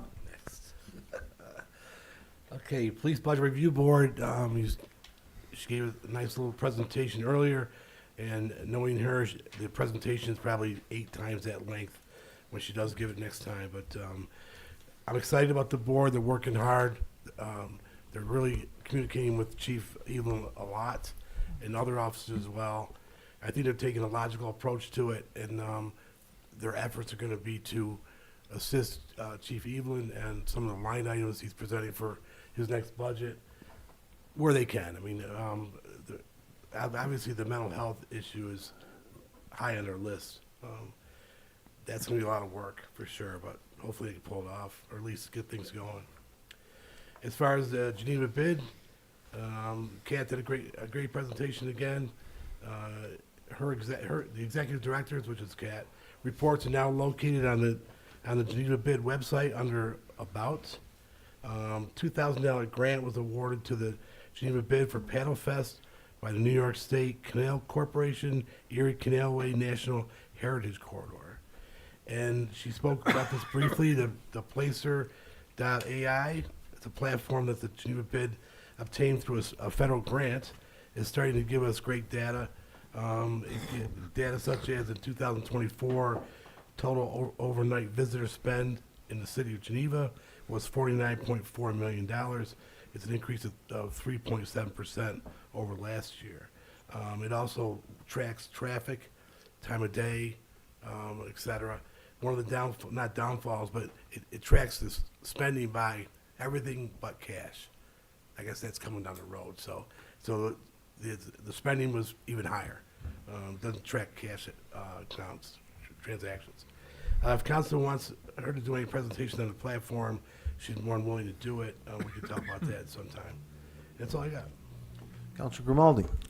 Went to the Housing Authority meeting. There, it was a pretty quiet meeting for once. So that's that. One statement for me in that we talked about it a little bit today. The city used to have an inspection from code for 1 and 2 family homes. And we were taken to court and we found out that it was more restrictive than the state code for housing. So the judge at that time recommended that the council at that time come back and redo it following the right procedures. I think maybe we should take a look at that because it made a giant difference in 1 and 2 and 3 family rentals because some of them were really bad and some of them, I mean, I've gone to see people I know that are renting apartments where if you're on the John, you can talk to the guy in the apartment down below you. So I think we need to take a serious look at that, but you got to follow the right steps. But it might also involve hiring another code guy because there is a ton. So I'm done. Councilor Peeler. Thank you. The planning board met this past month, and the discussion was largely around becoming up to date with the new zoning and some of the policies regarding, fence setback and other items. On the topic, and that's all I have for the planning board.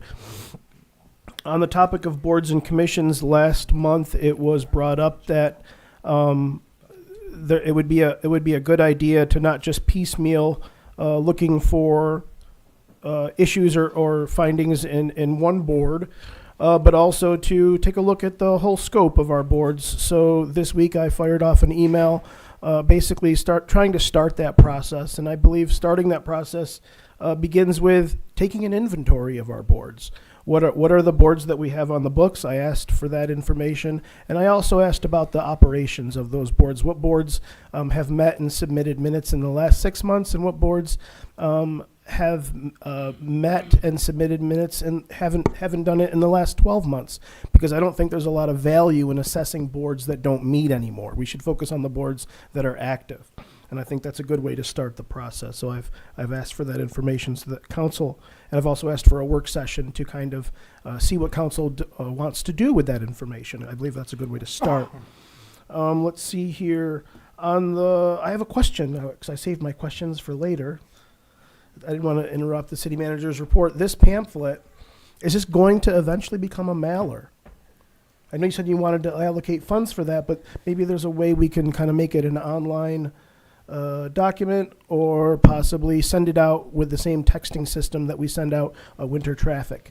Yeah, so it can be, we can put it online once it's done. As far as mailing, printing, all of that, we didn't allocate anything for that. If we want to go in that direction, we just have to allocate a little funding for that. But it can be all of those things. I keep looking at Judy because this is really her brainstorm as part of. It's good. And so I think that was what we had envisioned originally, was having it as a mailer. I think we've also envisioned magnets and all sorts of other components to this, but this is the step with the resources we have right now. If you want to go in that direction, we can look at it. Okay, but my question really was, what was the plan for the dissemination of this? What you have there, we'll print some and put out Okay. with, at events when the fire department or whoever's there, it'll be a limited quantity, and we'll put it on the website. All right, very good. I do want to make a clarity kind of comment and monologue here. So there's been some sophisticated language, possibly crafting a narrative that doesn't exist about the initial information requests regarding the MAP grant panel. So those requests were always about the MAP grant panel and possibly auditing their decisions, seeing their rubrics, seeing the documents that they see, and then kind of giving an overview. So, and because when I asked for these documents, I did receive some, frankly, concerning and troubling sophisticated language, and the narrative should be really cleared up. There was never any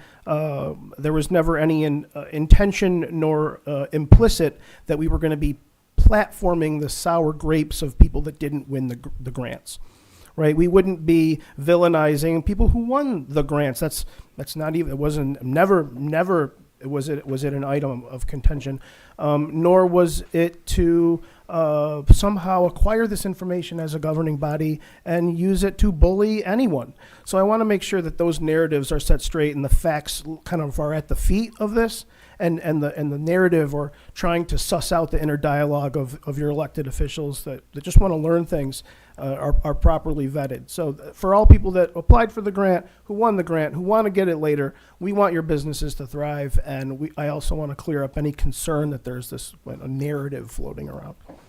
It was mentioned, Trinity Church was mentioned tonight. Yeah. Is that dead? It's for sale. It's for sale. Okay. It's pretty dead. It's a private. It goes back to your discussion. It's a Right. private property owned by an individual. The individual can sell or do whatever, similar to Lake's Edge. That's a private individual. As long as it meets code requirements and is deemed safe, there's not a lot of power there. I hear that. All right, well, thank you. That's it for me. Councilor Lavin. Just two quick things through the manager to councilor. I'm wondering if we haven't got to a tipping point with the places of worship in Geneva that are no longer places of worship, and whether or not we're taking any steps to say that they're no longer within their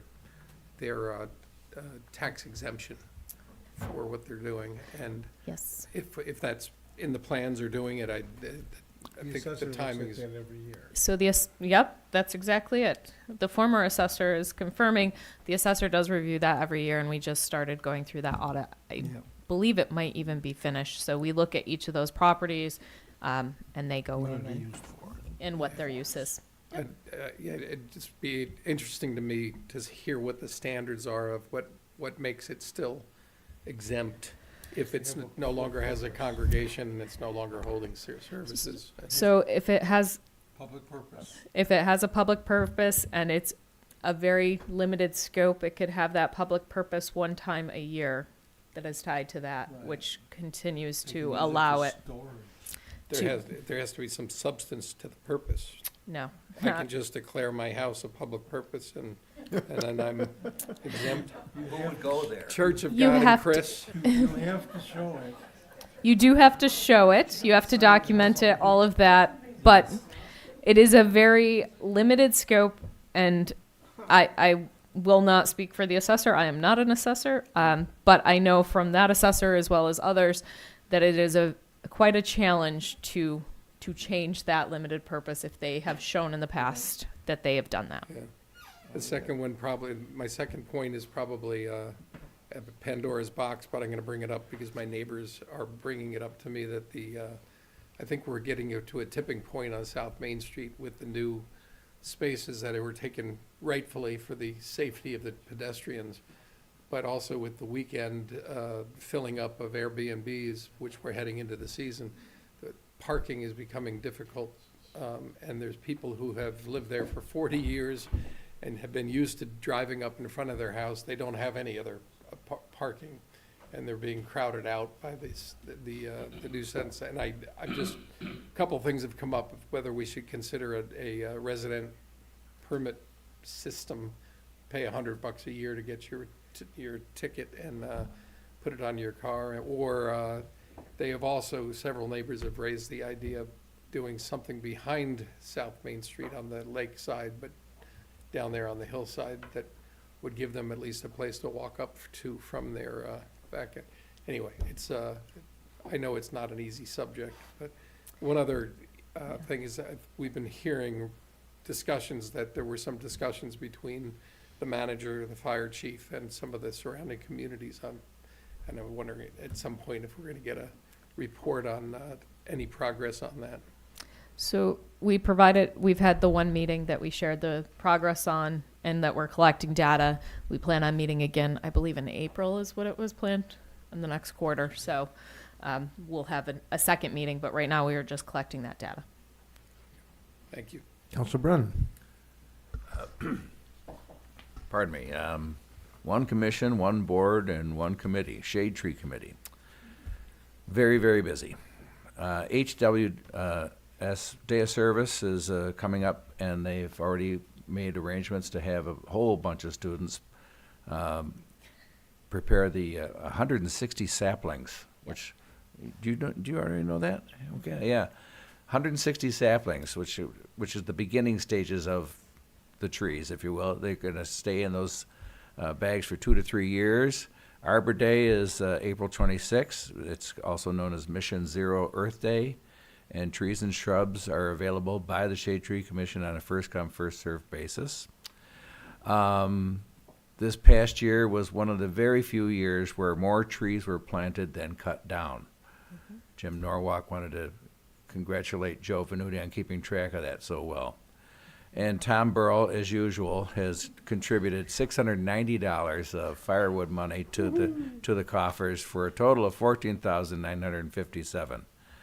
He's just $43 short of the $15,000 mark. The HDC, the Historic Districts Commission, didn't meet formally. It met electronically because Jerry Buckley never misses a beat, and he's kept us informed of various things.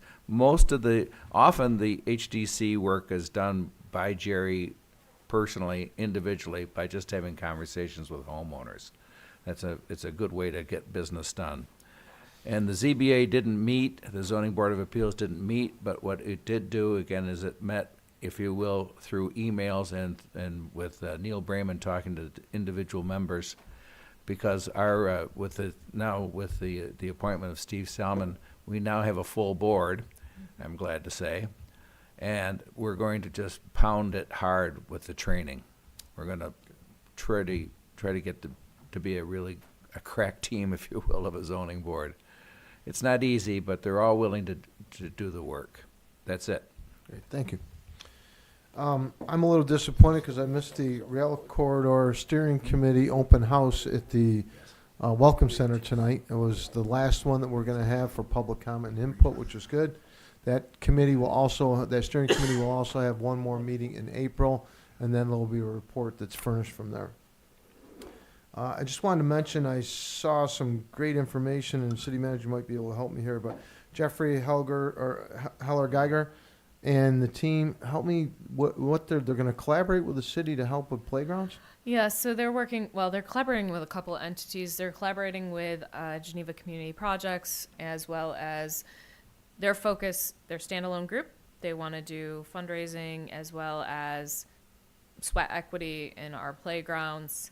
And they would be working in that. And so that team is in the process of becoming a nonprofit. Until they become a nonprofit, they're going to be working with GCP to give back in those ways.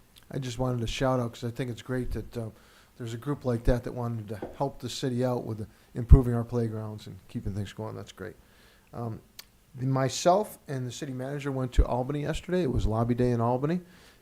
I got to say that I'm a little embarrassed, but it was my first time in Albany, and it was quite the sight, quite the experience for me. We met with NICOM, and NICOM has a strong focus to increase AIM funding, increase CHIPS funding, and there's some new SWAP funding. It's basically the ability to, outside of grants for wastewater and water treatment plants, just the general maintenance, to try to reach out to the state and say, we need some more help. Grants are great, but they're a one-time event. We could use annual help with maintenance of our water treatment and sewer plants. So it was interesting. I compliment Senator Helming and Assemblyman Gallahan. They both took the time to meet with us and listen to our issues. They had some creative ideas. You know, we ask, and sometimes our voice is numb because we're asking for the same thing or increases over and over again. They gave us some good ideas. We also met with some Cornell representatives. Some great ideas to ask a little differently or to implement some of those requests with some teeth that might get the attention of our legislators in the state. So I compliment that, and I thank the city manager for promoting that. And lastly, I have the Hobart hockey team. They're on a run again, and I just, you know, it's just phenomenal. So right now they're in the NEHC tournament, which will be here in Geneva because they are hosting that. So I'm wishing them all the best, and I'm wishing that they capture the NEHC title and move on to the national championship again. So I'm very excited to see that happening again. I'll entertain a motion to adjourn. Councilor Petropoulos, seconded by Councilor Lavin. All in favor? Nay. Any opposed? Oh, man. You're out of luck.